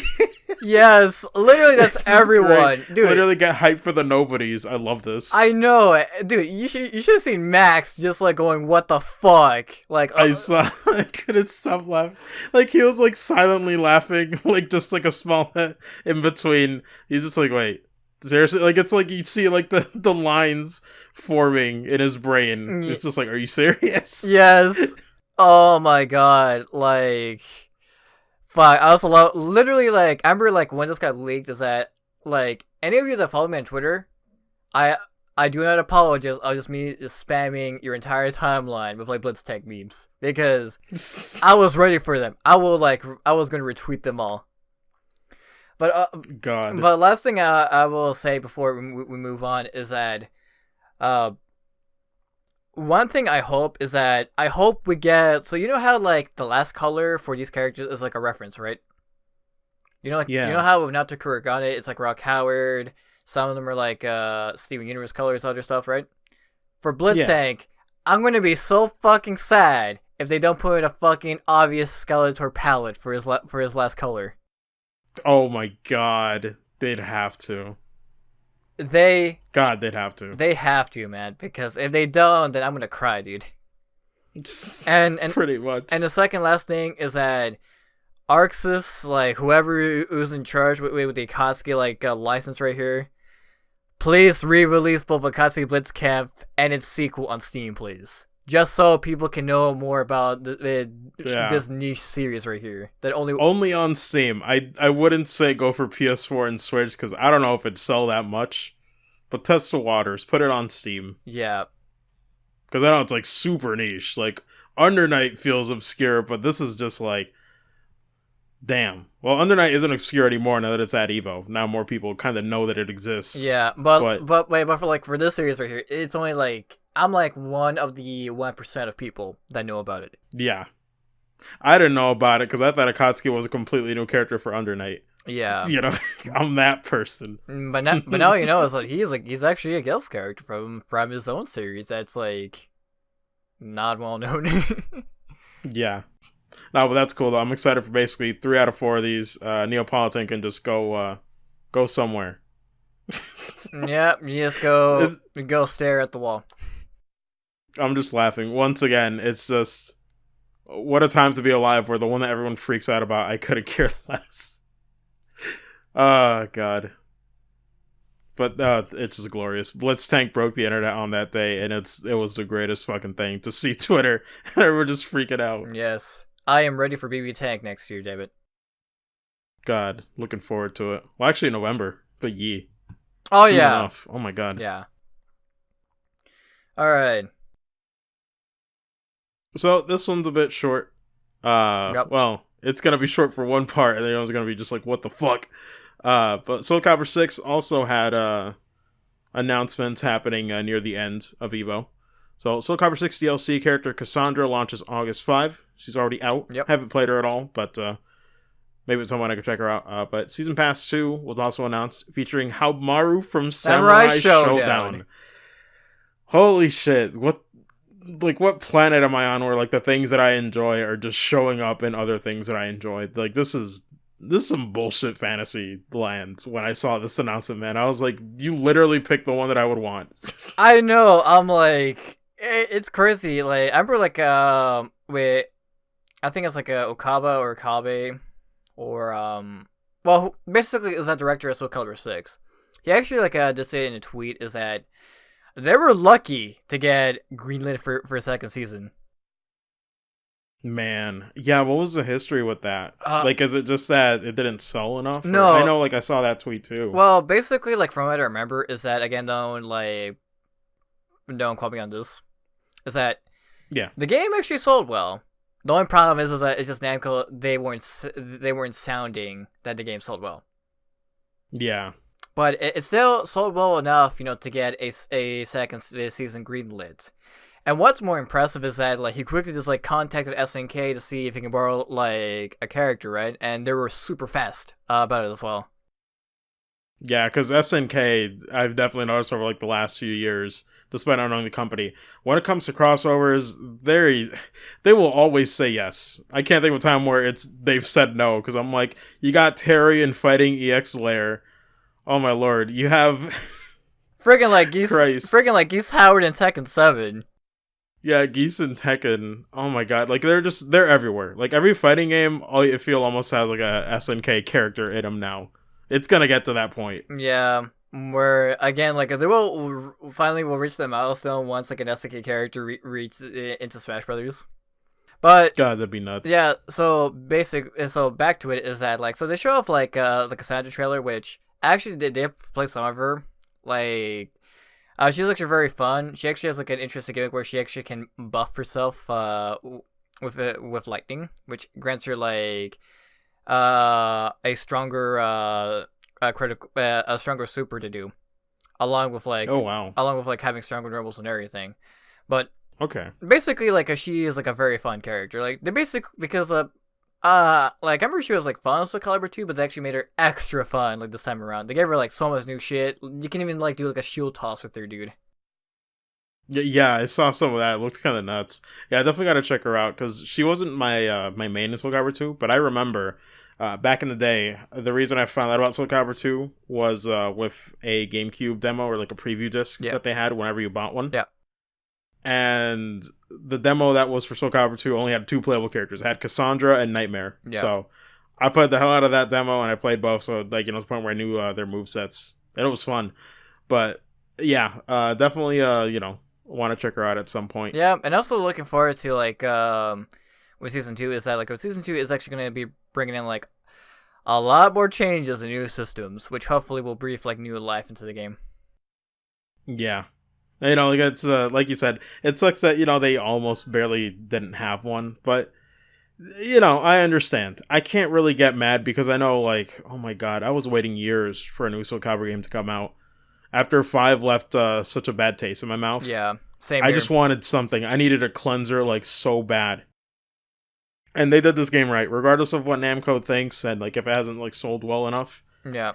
I think the game has done great, at least in satisfying the fans. A lot of fans don't really have many complaints with it. Yeah. They brought back Taki. They brought back so many characters that I love from the series, because 5 tried to do the reboot in like the worst way possible. Yeah. They got rid of established characters and people, that everybody liked or showed up for like several games in the series, and they just got rid of them like old news. And I'm like, you never do that with a fighting game roster. Yeah, ever. And what's more impressive is that like Soul Calibur 6, I like it to the point where like I love it as much as Soul Calibur 2.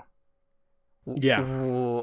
Which is something like you won't see me say if which is actually like something I won't I never see myself like say like until right now. No, I can agree with that. The only thing I don't like too much is what's it called, the reversal edge system. Yeah, which thankfully like they've toned that down, which got rid of like the reversal edge spammers. The other thing mostly glad what they added in is that they finally patched in where you can turn off like most of the custom the custom stuff when you go into rank mode.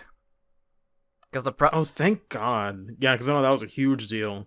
Yeah, I'm glad like how they just turned it up. The only thing what happens is if you get like a custom character coming up, you only just get the default, nothing else distracting. Yeah, thank God. Yeah, but no, it was pretty sick like how in the trailer where you see like all the cool like season 2 like new moves, systems, and everything, and then at the end of the trailer you see like these like cherry blossoms. Everyone thought like we were getting like Setsuka from like a Soul Calibur 3 and 4. But I'm like, no. Oh, I would have never thought that. But no, but then again, I played Sam Show, so I knew. Yeah. Yeah, I was gonna say like when I look at those cherry blossoms, I'm like, yeah, no, I recognize those cherry blossoms like more from like the opening of Sam Show. Yeah. But man, it's still crazy like how we're getting. Like, I remember like how we talked about like would it be like super great if we get like Soul Calibur and Inception together, and it's finally happening. God, it's perfect. Like literally, Soul Calibur 6 is like nuts to me because I already have 2B in that game. Whenever I want to go back to Soul Calibur 6, 2B is in that game. Already that's a dream come true. And then now, freaking new hotness for me, like having never played a Samurai Showdown before, and now it's just immediately, oh, by the way, this character you like, he's here too. Just right off the bat. So I'm like, what the fuck? Yes, I'm like, man, I can't wait to play like Halomaru. Like, I'm looking forward to have like matches where it's just nothing but Halomaru versus Mitsurugi's. Oh man, I can't wait to see that. I hope they do the model right though, because it's weird. It's gonna be weird going from like Sam Show's like current style and like it's like really thick outlines and like shading everything. I wonder how he's gonna look in the Soul Calibur 6 engine, but I think they'll do great though, because honestly, when I saw 2B when she got initially revealed in that trailer, that was like the same excitement I got for when I saw a Smash Bros character getting revealed, or like a guest character, and you can see how much like love and attention to detail they have. And then when I played 2B, I lost my mind, like where they even added the fishing mechanic as a freaking grab move, and I'm like, this is so much representation that they're gonna like Hamaru's gonna be a slam dunk. I don't even worry. Yeah, anymore, no, the thing is like he's gonna look great. Like he's gonna look like if you look like Hamaru, how he looks like in Samurai Shodown San, aka like the last 3D fighter that they attempt to do, he looks like shit. And this one, he's gonna look like he already looks amazing like in the new Sam Show. He's gonna look also amazing in this one. So I already have faith that they're gonna do him justice, just because like they already got like SNK's blessing like super fast in the snap. Yeah. No, so definitely looking forward to it. Alright, so the next 2 news. Oh my god. Well, back to Sam Show. Hey guys, we never left. We never left Sam Show. Welcome to the Samurai Showdown podcast, where we talk about how much we love Sam Show every single week. No. Alright. So another announcement for EVO. Samurai Showdown free DLC character Shizumaru Hisame launches in September. Season 2 DLC featuring, hope I don't mispronounce her name, Mina Majikina? Yep, you got it. I don't even know. Slight Spanish accent there, but fuck it. It's all I know. Announced, and they're, Mina's coming out in 2020, but Shizumaru was announced for September, which is really interesting, but I'll let you, take over for this. Yeah, so actually, like, I saw this live with Vex, like, during like, Sunday for EVO. Yeah, again, yet another reason I was like, fuck, I'm sitting here playing Doom 64. I wish. Oh, God. It's painful. Yeah. But yeah. So, basically what happened is that, like, they were actually just play the trailer when you can. Is that, so they were, like, showing off the trailer. Where, obviously, like, we're like, oh, here comes, like, new Sam Show news. And we're going to be showing off, like, most of the characters that we show, like, from day one for, like, the free season pass. So obviously, like, we were getting like. Oh my god! Wait, sorry. They really said the hype never ends. Yes, they literally said that the hype never ends in that trailer. It's so true. But go ahead. So anyway, so obviously the first show of like August, which is already out, very fun character. October, we're getting Basara, which is he's also very very cool character. Yeah, he looks sick though. And November, we're getting freaking Kazuki with his insane ultimate right here. Freaking like, oh my all you know, lord. he's a firebender with a sword. And then December, we're getting like Wanfu, a veteran from the first Sam Show game, which he uses like my favorite weapon from Sam Show 2, where he rocks a fucking pillar. And then a true pillarman. Yeah, and then I was listening to what's going on in September. In September, we're getting a free character called, what's the name, Shizumaru. I just call him Umbrella Boy. He is a character, he uses like a sword and umbrella. And the cool thing about him is that he is free for everyone, for both season pass owners and non-season pass owners. Man, like that, God. Because yeah, for those who don't know, but you know, we mentioned in previous episodes, yeah, you'd get the season pass for free if you checked it out in like the first few days of the game coming out.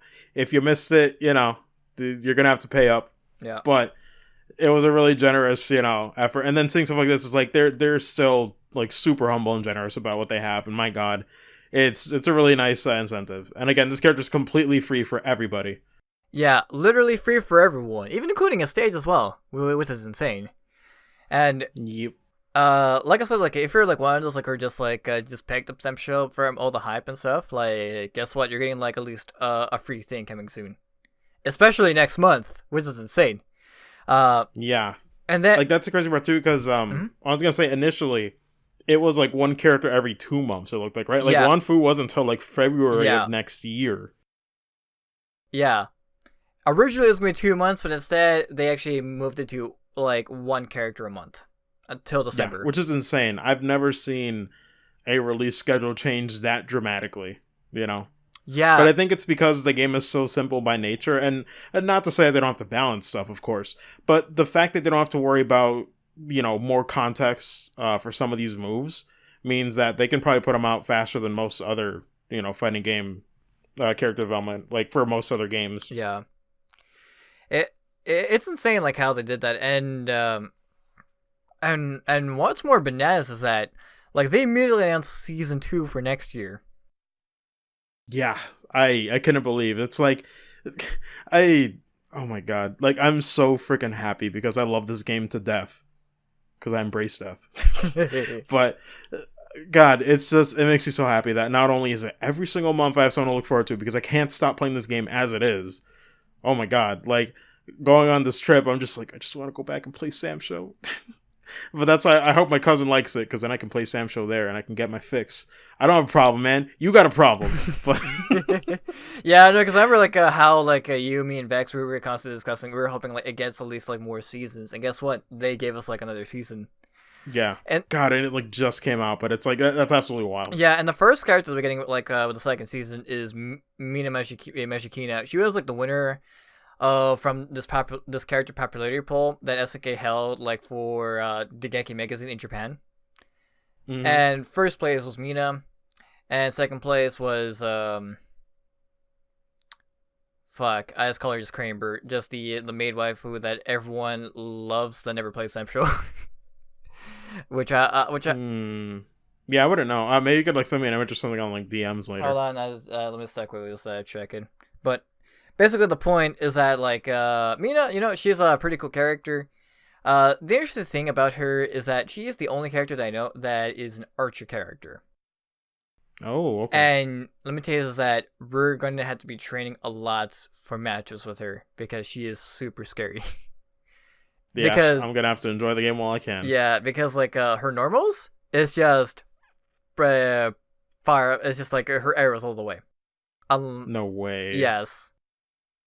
Yikes. What are her specials then? What? Oh my God. Like her specials, like again, it's been a while since I messed around with Mina, but I do know is that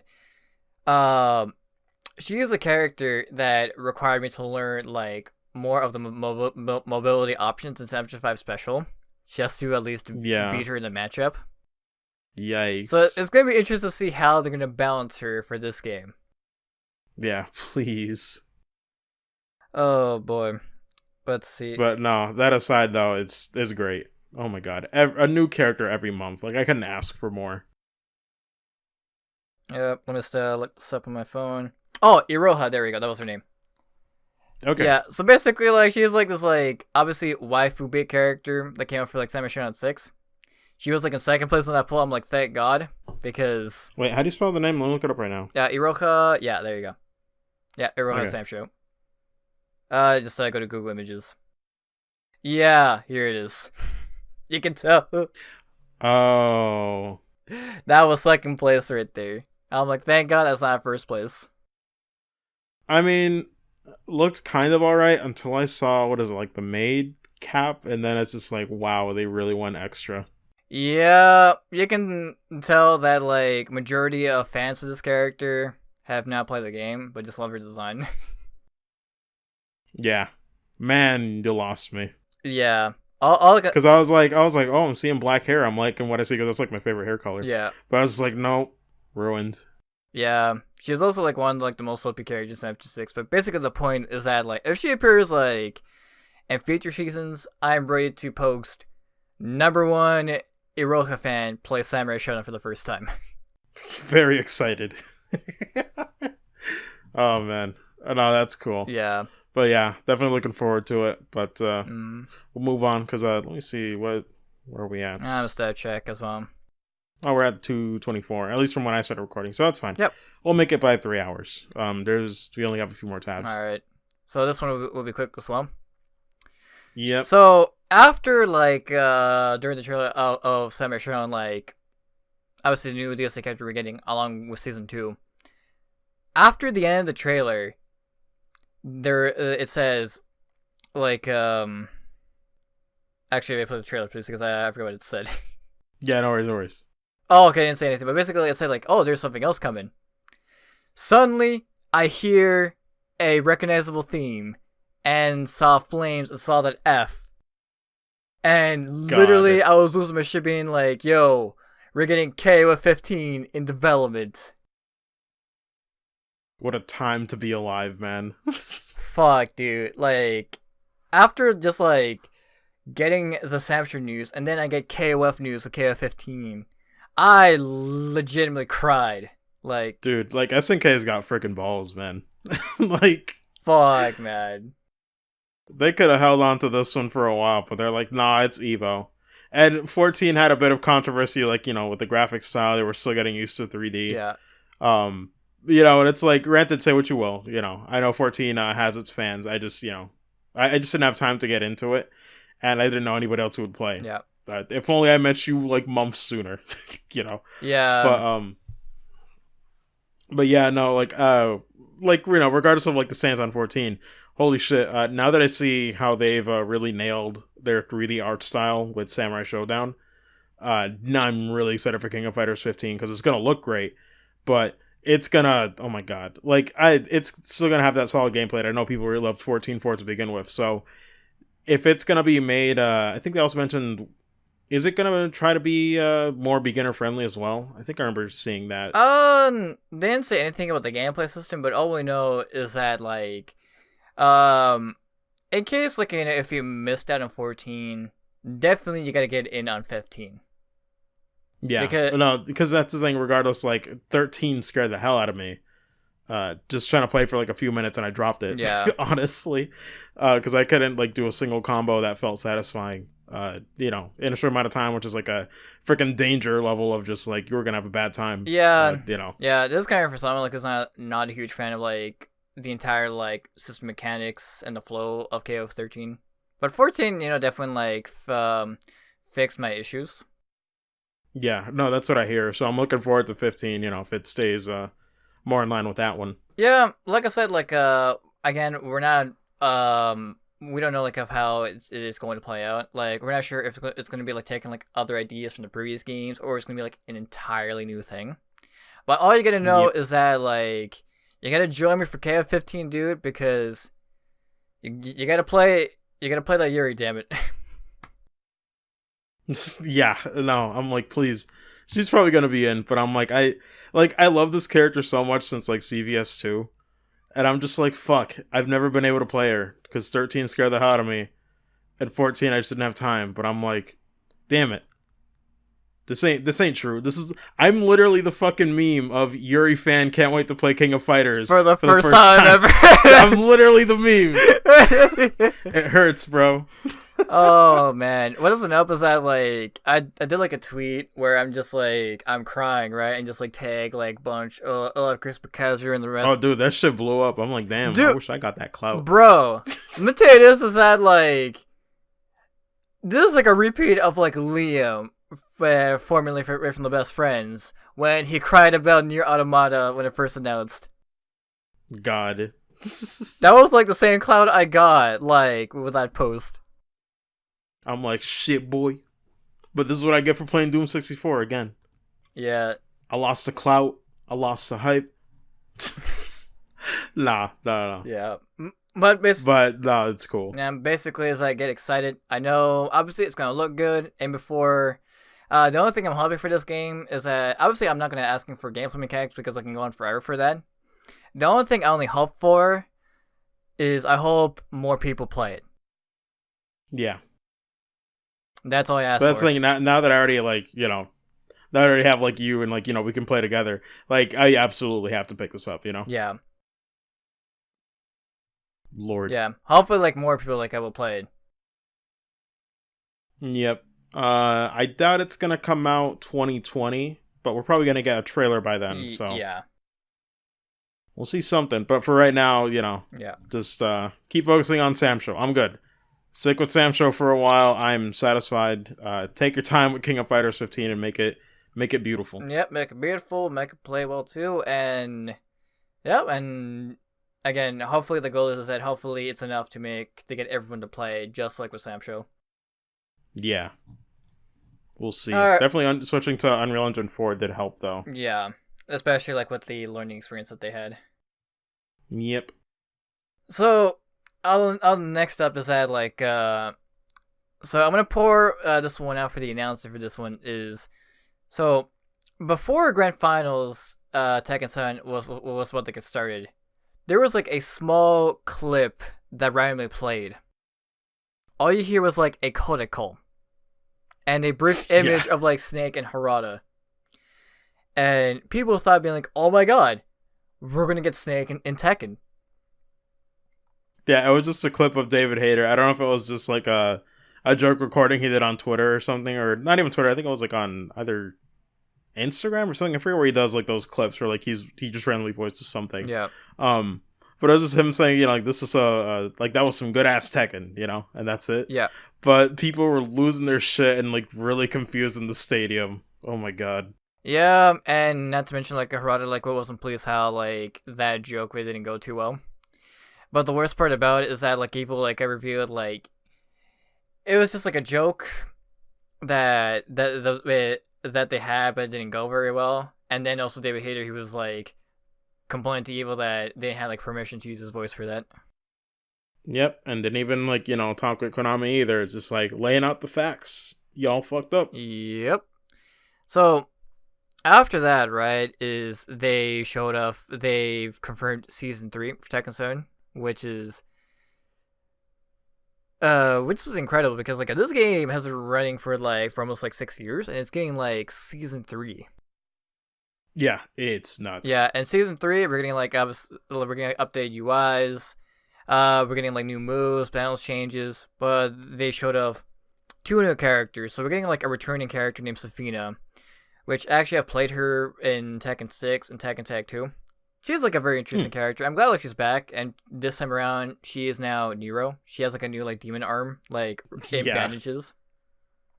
And then this other character, which blew everyone away, including me, is freaking Leroy Smith. God, they just had to call him Leroy.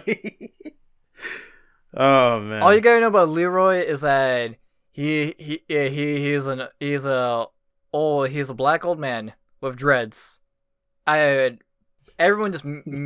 just call him Old Man Wooly. Old Wooly, confirmed. God. It's good now. No, he looks really cool. which apparently Hirata was worried about the design. Like, I think they went over it a few times, Yeah. wondering if it was going to go over or not. And, it's nice that he felt the relief that people really were on board with him. Because, honestly, Tekken, even though I'm not, like, the biggest, like, follower of the series, I can't deny designs are always so cool. Like, one of the biggest aspects of Tekken that, like, it genuinely makes me happy is how international the roster is. Oh, yeah. Characters say, like, everything in their native language. They'll put up subs for that if they have to, so people understand what's going on. But, like, seeing characters like Miguel, for example, makes me really freaking happy to just be able to understand everything and see, like, his culture and everything, because I'm just like, that's a mood, Yeah. That's a boy right there. Yeah. But that's cool. Yeah, no, I'm also pretty happy, like, we even have, like, characters like Josie was from like, the Philippines. We even have, like, a character, like, from Saudi Arabia, which is crazy. Yeah, like, this is, it's weird. It's like King of Fighters where it does that, where there's, like, different places, but even more faithful to that. Like, it's not just like a background thing or like a footnote. Yeah. It really is just their entire personality and the way they act and, like, even their native language. Like, it's just, even their fighting styles sometimes too are directly related to the place that they're from. But, like, it makes it really fascinating. Yeah. And the other cool thing, like, with Lure is, like, besides, like, you mentioned, like, about, like, when he had to, like, do it a few times to get the design right. The cutest thing ever, like, when I was talking on my Twitter feed, is that there was, like, a bunch of, a bunch of guys, like, invited Harada, like, for a cookout. And Harada was asking, what's a cookout? And learning, more about, like, black culture in America. Yeah. And yeah, so pretty much he was like, seeing pictures, obviously reading, like, what it is, and he's like, man, you know what? I gotta go to one of these cookouts.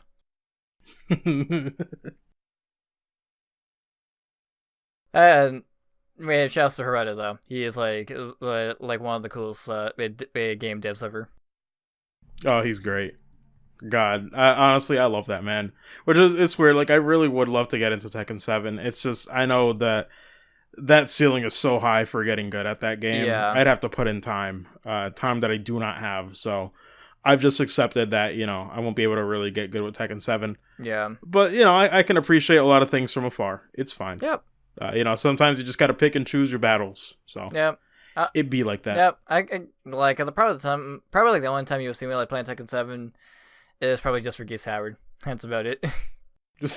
Yeah.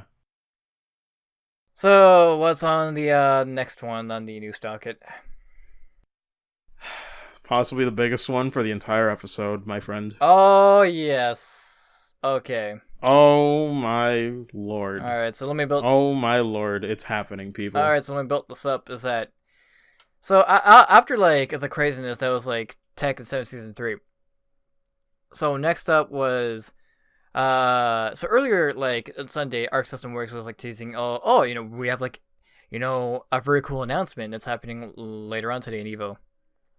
And then after like Tekken did its news, first thing is that next up is that Arc System Works comes up to the stage. So literally we see freaking Daisuke, the GG man, the god. Because my lord, out of anybody working in the industry, this man is nuts. Yeah. Like, he composes, he voice acts, he helps produce. Like, this guy does everything and anything for these fighting games. It's amazing. And literally he's like just like on stage. I'm like, oh shit. I wonder what's gonna happen. The earth shakes when I see that man. So I was thinking he talks about like, like about like how he managed, to do pretty well with like Guilty Gear Exert and stuff. And then next thing is that, alright, hope you guys are ready for this trailer that we prepared. God. And then what we saw was freaking Guilty Gear 2020, baby. God, I'm so fucking excited. Oh my lord. Like, I enjoyed seeing Rev 2 like top 8 last year, but all they had at that point was their announcement saying like, hey, new Guilty Gear is happening. We don't have anything to show, but it is in development. And then sure enough, this year, Oh my god, they finally just have finally have something for me to drool over. Cause oh my god, there's no other series that I care about more than this one. Yes. And for those who don't know the series, oh gee, freaking Fatal Cutie Soul over here, emphasis on soul. I wonder where that came from. Oh boy, I wonder it came from a God. certain bad guy in this game. Oh man, no, but seriously, I owe everything to the Guilty Gear series. After starting with Rev 1, that is literally the game that got me into anime fighting games way more. And Arc System works in general. Like, I've become a huge fan these last few years after getting addicted. But my lord, like, it is the best. Like, it is still, like, for everything that I love about fighting games, like, Sam's show was great. Don't get me wrong. But when I'm talking about style, music, character designs, and everything, like the full package, like online lobby system, oh my god. Like, Revelator for me was like the fucking peak. And I've seen, like, you know, things here and there that I like from other fighting games, but never like altogether like it's been with these last few games. Christ, man. I am so fucking ready for this. And it's coming out 2020. 20 fucking 20. For those who don't understand why I keep saying that is because, as we've established, Uniclear is also coming out 2020. Grand Blue Fantasy Versus is coming out 2020. Blaze Blue got its DLC coming out near the end of this year and continuing to next year. Assumedly. Yeah. Samurai Showdown has its second season for 2020. Tekken 7 has its season that's going to carry over to 2020. Like, I made a tweet about this, and I'm like, listen, if you are not a fan of fighting games now, there is literally nothing else they could possibly do to sell you on fighting games. Yep. There is, like, several freaking options and ways to go. And yet, for me, even though all that stuff sounds great, Guilty Gear is the one that I'm excited about the most. Fucking free. Yep. Oh my god, I cannot wait. I've watched that trailer at least 6 or 7 times. Dude, I watched it like 20 times. And here's the greatest thing is that, like, we're not sure, like, a 1K15 is coming out, but again, people are, like, speculating it might be 2020, but if it does come out, like, at least the end of 2020, that is still fucking packed for 2020, dude. If they come out 2020 with KOF15, oh my god. I'd almost rather them show up in 2021. I don't know, man. Like, Samurai Showdown's already gonna, like, have stuff for 2020, so I'm just like, take your time, because this is flooded. Yeah. Oh my god, it's gonna be absolutely flooded tomorrow. Or not tomorrow, like, next year. Oh my god, what if they all came out tomorrow? Oh my god, if they all came out tomorrow, that we're just be having, like, an all-day stream, like, doing a few hours with them. Oh my god. No, that's, oh my god. Yeah. That's incredible. And here's the thing is that, like, we saw, like, new character designs for both Soul Bad Guy and Kai Kisuke. And yeah. And we saw, like, you know, like, a little bit of footage, which, the coolest thing is that, like, it's on Unreal Engine 4, which is not a surprise, that's because the previous game was using Unreal Engine 3. The frame rate for the animations are definitely a lot more smoother than before. And the coolest thing, like, I love how they add is, like, they add in freaking stage transitions. God, it looks great. Like, yeah, and I wonder how it's gonna work, but the camera is definitely more dynamic. Like, because Guilty Gear, Exard, in general, like, people still doubted that it was 3D just because it didn't have many moments where, like, it panned the camera around. So, some people, I remember, still couldn't wrap their heads around this being a 3D game. But if you doubted it before, God, just look at this trailer several times, because you better fucking believe it's 3D, but it's the best stylized game I've ever seen in my life. God. Yeah. Like, I can't wait to see what they do with it, because it looks like they're being way more ambitious with the camera and, like, transitions, and what they've said.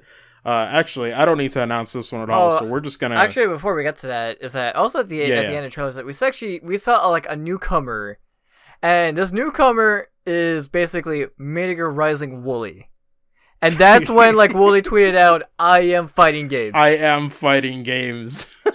And my other favorite one is that, like, I was watching, like, Max's reaction to the new Guilty Gear with Harada, And Harada said like that is like Leroy Smith's relative right there. Yeah, like long lost like cousin or something. Oh my god. Oh Christ.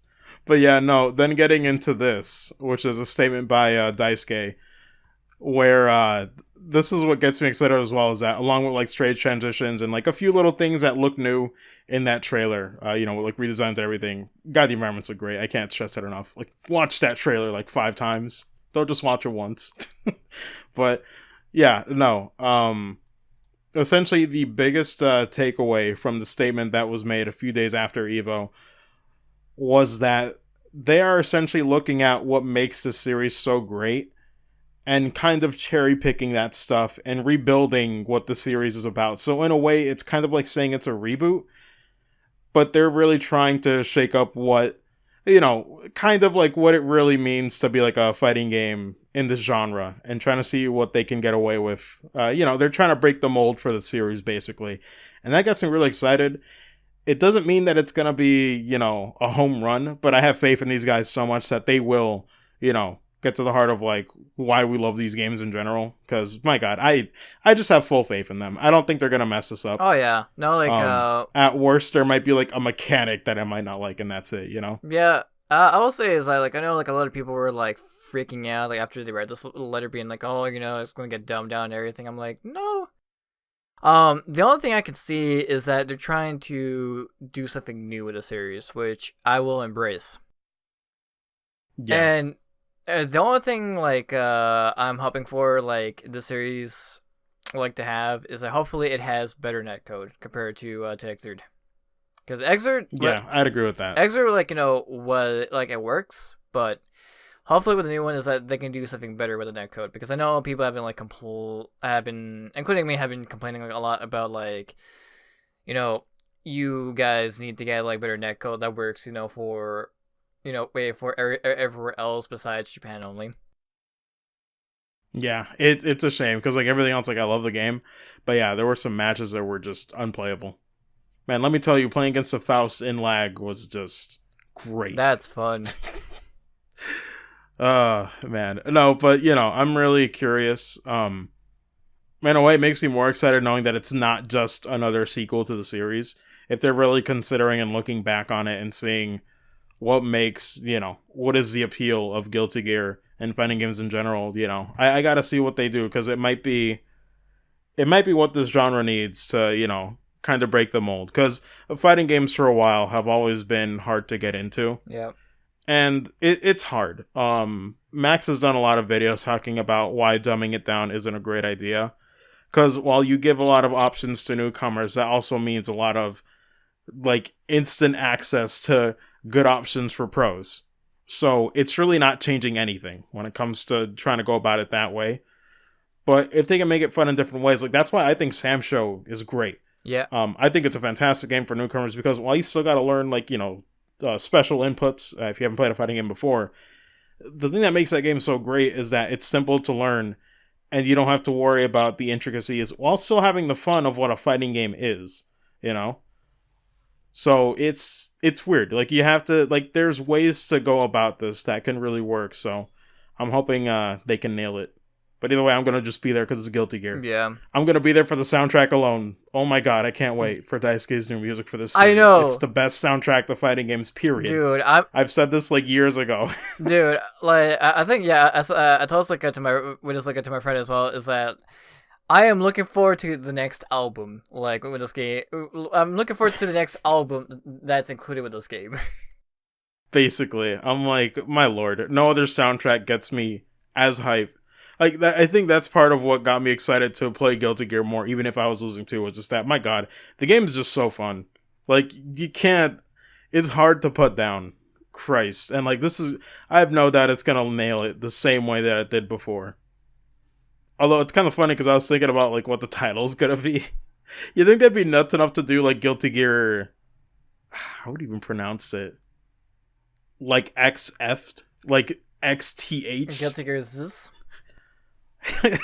Like Guilty Gear 4 with the X, like they did with Exard. Yeah. Oh my God, they'd be nuts. Yeah, because I remember like I used to joke around like before like Exer like was a thing, like I joked that like it was gonna be called like Guilty Gear Triple X. Like they don't put like the three X. They just call it Triple X with one X.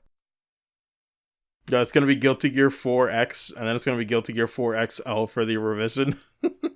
or better like just do it like what Call of Duty did. Just call it Guilty Gear XXXX. Oh man, who knows? We'll see. That name's gonna make no sense. I can't wait. Yeah, but either way. Yeah. Oh, you go ahead. Yeah, I think like I mentioned before is that like definitely Samurai Shodown has like break the mold like for fighting games these days, and hoping this game does the same thing as well. Yeah, you just have to wait and see. But it is the one that I'm looking forward to the most. Like literally, out of any game coming out next year, and there's been a lot of announcements for 2020. This is the one. Like, out of all games, even if anything gets announced later on that I'll get excited for, Guilty Gear is still gonna be number one. Yep. Like, Jesus Christ, there is nothing else. I remember when I first played Guilty Gear Revelator, like, I couldn't shut up about it, no matter where I went. Like, I'd mention it briefly on, like, TeamSpeak or Discord or what have you. I'm like, listen, I fucking love this shit. Yep. Like, oh my god, it's fantastic. But yeah, definitely be on the lookout for it. It might be a good point to jump in, by the way, if you're a newcomer or haven't heard of the series as well. I highly recommend it. Like I said, it's the one that got me into anime fighting games. Like, if it wasn't for that, I didn't play fighting games for like over 7 years, I feel. Like, I didn't really get into them until I discovered this one. Thanks to Max putting out a video, actually, where he recommended the game and did like a little review on it. If I didn't find that video, I don't know where I'd be today. Oh my lord. Oh yeah. Is good. But yeah, we got 3 left. Let me see how we're doing on time. Okay, 250. We'll be a little over 3, but honestly, when I edit it, it should be around close to 3. Yeah. These are quick though. So I just wanted to add this one because it feels like it's gotten worse since we last talked about this. Yep. Oh boy. So Grandia HD Collection launches August 16th. HD Remaster for PC to follow at a later date. Wow, so I didn't even know they were delaying the PC one. That sucks even more. But yeah, this collection quickly went from being excited, like, you know, maybe like a good point for me to get into the series, to just being like, holy shit, I'm not touching this with a 10-foot pole. Because they completely botched Grandia 1. Grandia 2, they already had the anniversary version on PC. Yeah. So they couldn't really ruin it. But yikes. And the fact that they're announcing this so near, like, this was August 6th when they announced this, like 10 days before launch. Like, what are they hiding? You know? Yeah, it's like out of nowhere. And the worst part is like they were like super quiet before. I don't think there's even a price yet, man. Yeah, no, that is the question, is like, how much is this going to cost? Like, what is going on? Like, who is in charge of these announcements? Because they are really waiting till the end, and the marketing has been awful. Yeah.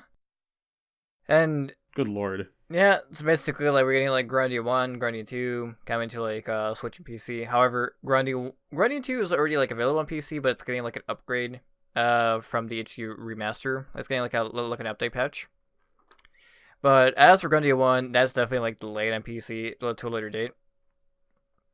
But the only problem is, I think we explained before on a previous podcast, is that they weren't very clear of, like, which version it was based off until they said it's straight up, like, the PS1 version. And the other issue I also had is that, like, when they mentioned, like, enhanced details to, like, UI sprites and texture art, they just applied, like, the Vaseline filter. It's so awful. It's so awful, man. Why? Why can't you let us turn this fucking shit off? Yeah, that's the worst part. Is like somebody like asked it if we can turn it off, and they're like, no. Like, seriously, guys, it looks really bad.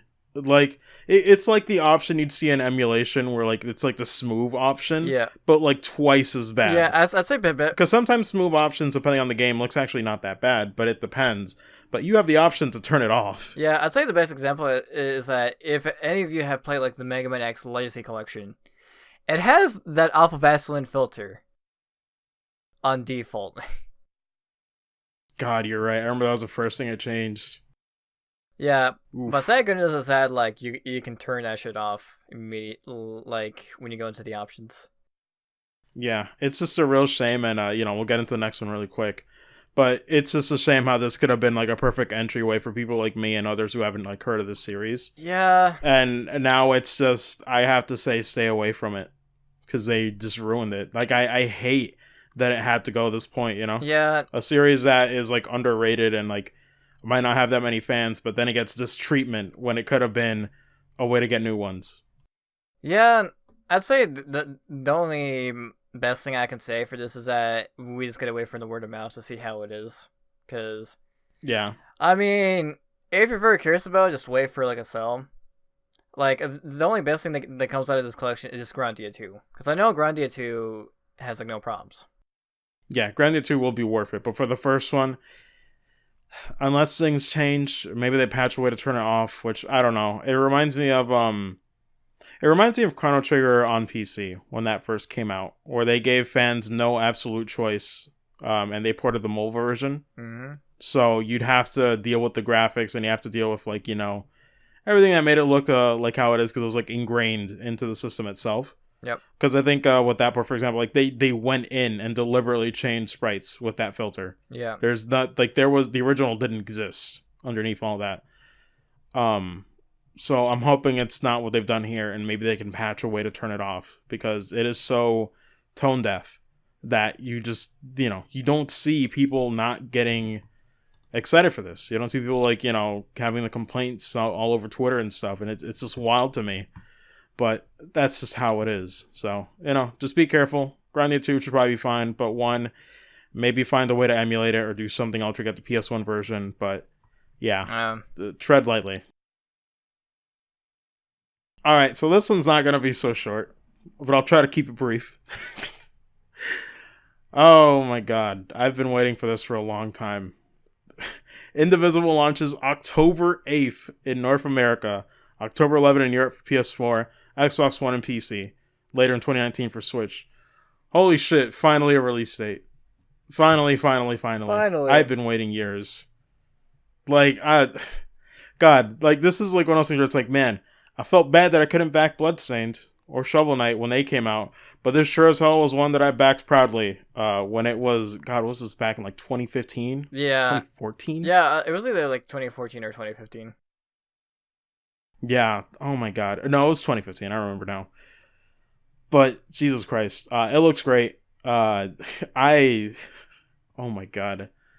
It's perfect too, but it's perfect in like the worst way. Because I thought October was going to be like the free time that I would have in between games. That's not happening anymore. That's not happening anymore with this release date, man. For those who haven't, checked out the game, I know it's similar to, I forget. Correct me if I'm wrong. Was it Valkyrie Profile? Or was it another game? Yeah, it's a Valkyrie Profile. Okay, because I know it was heavily inspired by that series, which sadly I never played. I'd like to check out at some point. Yeah, but it's a good game.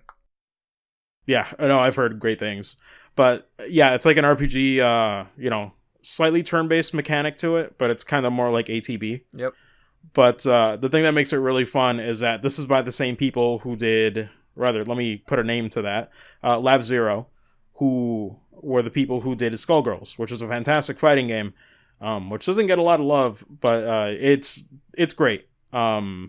It's probably one of the better ones. I just wish it, had more people online that I could play without getting destroyed on Steam, because Steam is where like the monsters are at with that game. But it was great, and I thoroughly enjoyed that game. I even backed the project when I was trying to get a DLC characters for Skullgirls way back when. But they're super transparent about like the cost and like the development of the game, so it was just like it was safe to back this stuff. Honestly, nothing shady here. This ain't no Shenmue 3. This ain't no other crap. It's just they just want to put out a great game. And I played some of the earlier builds. It's fantastic. It has like actually in a way it has like a combo system built into the turn-based battles, which makes it really satisfying, especially with the sound effects, man. Like, some of those sound effects are straight from Skullgirls. They're some of the crunchiest things. I don't know, man. I never get tired of it. Yeah, and what's also cool is like we're getting like other characters coming in, because most notably is that we're actually getting a Skullgirls character, like as a playable character in this. Yeah. Along with like Shovel Knight, um, along with, the only ones I know is that we're getting like a Skullgirls character, and we're also getting like Shovel Knight to be playable in this. Yeah. God, it's the roster itself look nuts. Like, I love seeing everybody in the art style too. Like, it all looks great. Going from concept art to, like, initial release. But I'm just really looking forward to it. It's gonna be a fun RPG for sure. At least I know I'm gonna get into it. But it's perfectly cursed for me with that release date. I can squeeze it in just enough, but oh my god, I'm gonna be busy every month. Like, now it's officially, I'm gonna be busy every month. Jesus Christ. Yep. But I can't wait for it. I really can't.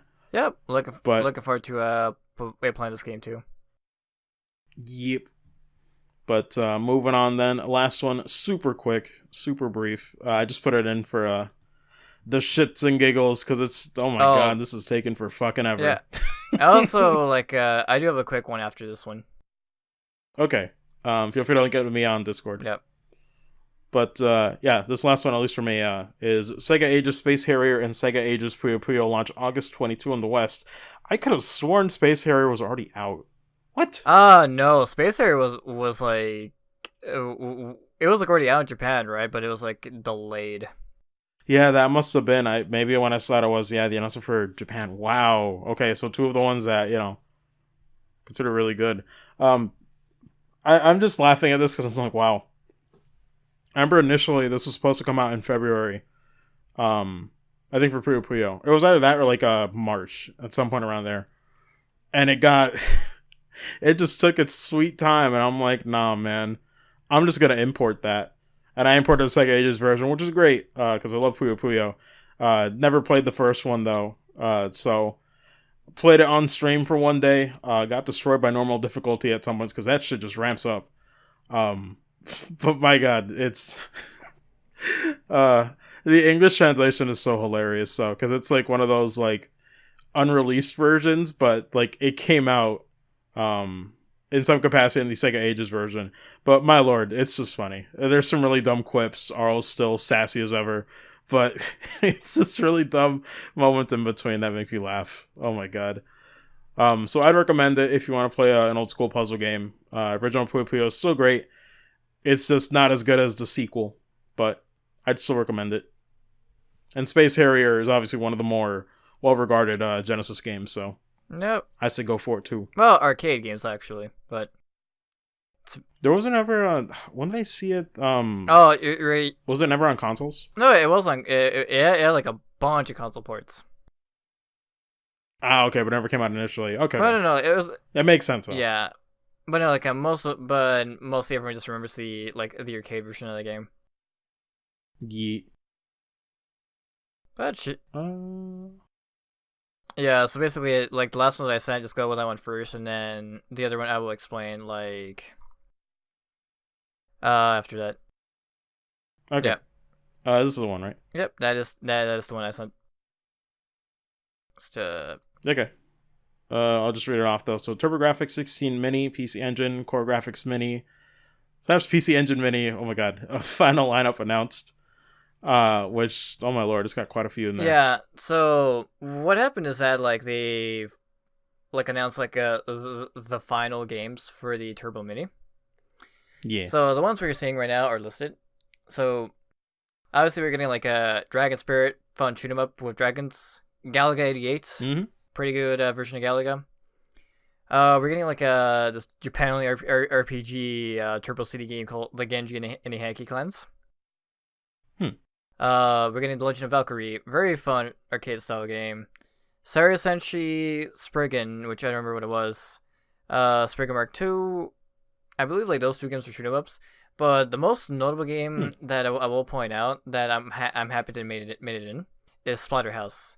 And Splatterhouse, yeah, is one of the first notable horror gory games before Mortal Kombat was a thing. Man, yeah, that was a big deal. Yeah, literally, like it started like your main character look like Jason Voorhees, and you're just like punching like all these like gory monsters and everything. I'm just glad I made it in there. Which basically goes, if I remember correctly, it's like 56 games at the moment, which is a lot. Which obviously includes like Run to a Blood, Snatcher, many other like great TurboGrafx games from both the North American library and the Japanese library combined. Yeah, which is awesome. And the other thing that also happened is that someone was like doing a bit of investigation, like looked up more details about the TurboGrafx Mini, because we didn't know who was behind who was behind the Mini, like who was taking care of it. Yeah, because we know like the Genesis Mini M2 like is taking care of that, right? Yep. We finally now got confirmation that M2 will also be taking care of the Turbo Mini as well. I wonder if it'll be good quality or not. Said no one ever. God, no, obviously, you guys already know. We haven't shut up about M2. Yeah. This has been a while, though. I don't think we mentioned it like the last 2 episodes. I can't believe it. It's been a while since like we mentioned M2 until now. It's good shit. Spoilers. Yes, and another cool thing is that it's using the similar UI that the Genesis Mini has, which is a good sign. Yep. So definitely go into it. If you're curious about this one, you can't go wrong. Yep. 57 games.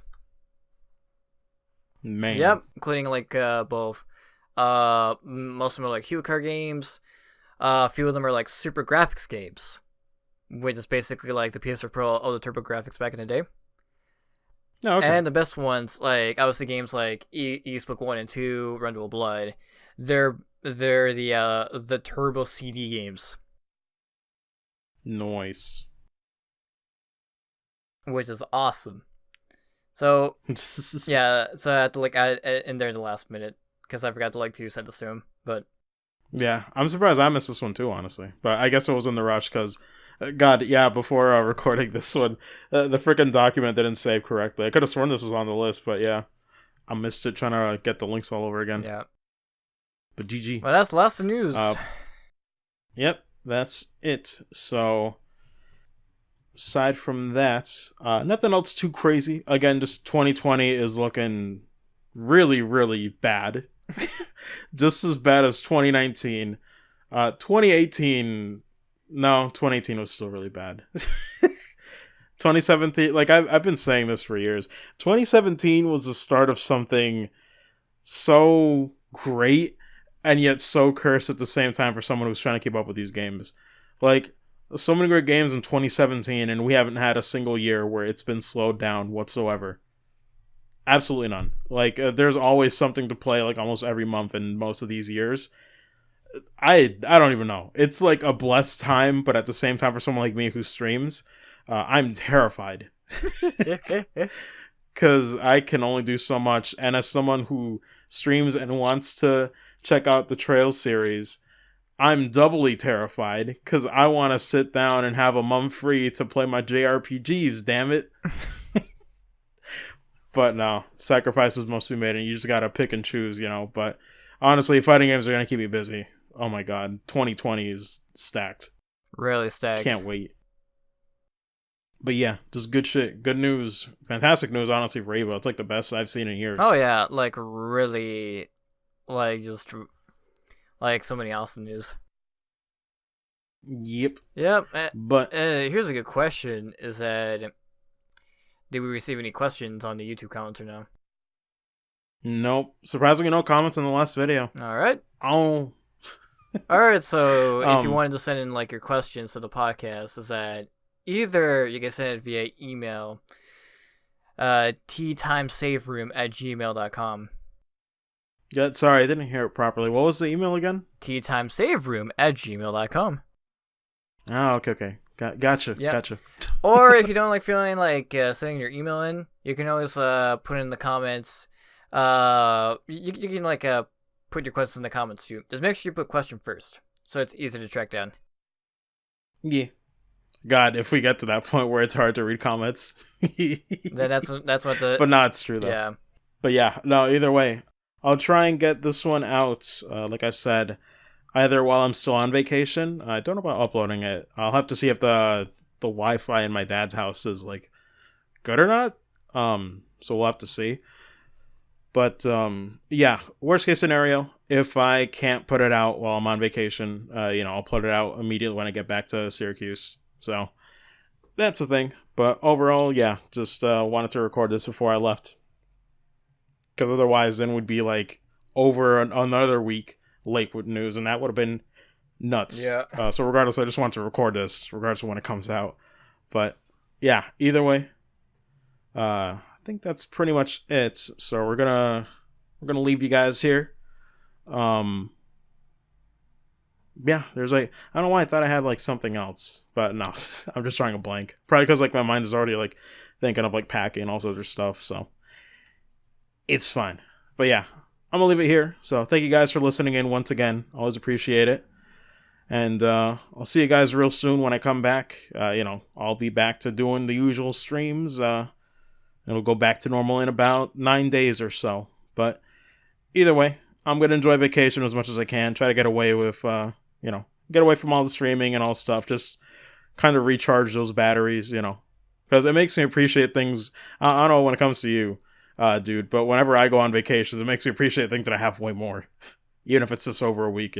Oh yeah, makes me miss them. Well, here's a good question: is that where can they find you during your vacation? Oh, you're right. That's what I was forgetting. Gosh, good call, man. Shit. Yeah. Wow. That wasn't crazy. You can find me at my Twitter handle, VFXMario. For any voiceover related things, you can also find me at Marcos Molina VO on Twitter. For Twitch streams, you can always find me at VFX Mario on Twitch. And I guess potentially for those playlists that I mentioned, if anybody was curious on like past podcasts, you could also check me out at my YouTube, VFX Mario, which is unrelated to this one, but that's where usually all my Twitch stream archives go, if anybody wants to know. I'm trying to make them public at some point, like I said, which is why I'm working on making public playlists for some of them, because they go really far back to like 2015, But, yeah, just, that's basically it. But, Cutie Soul, where can they find you, man? Alright, for my Twitter handle, you can find me at FatalCutieSoul. And for my Twitch, which hopefully I might be streaming more, it's twitch.tv/FatalCutieSoul. Nice. Nope. Then that'll just about do it. So, ain't gonna lay any further since I gotta get packing, but as always, man, it's been a pleasure. Yep. Especially on this week where we can just talk nonstop about fighting games. Oh my lord. It's the most biased it's ever gonna be. I love it. But yeah, I'll see you guys later. Have a good one and take care. And remember, always embrace death.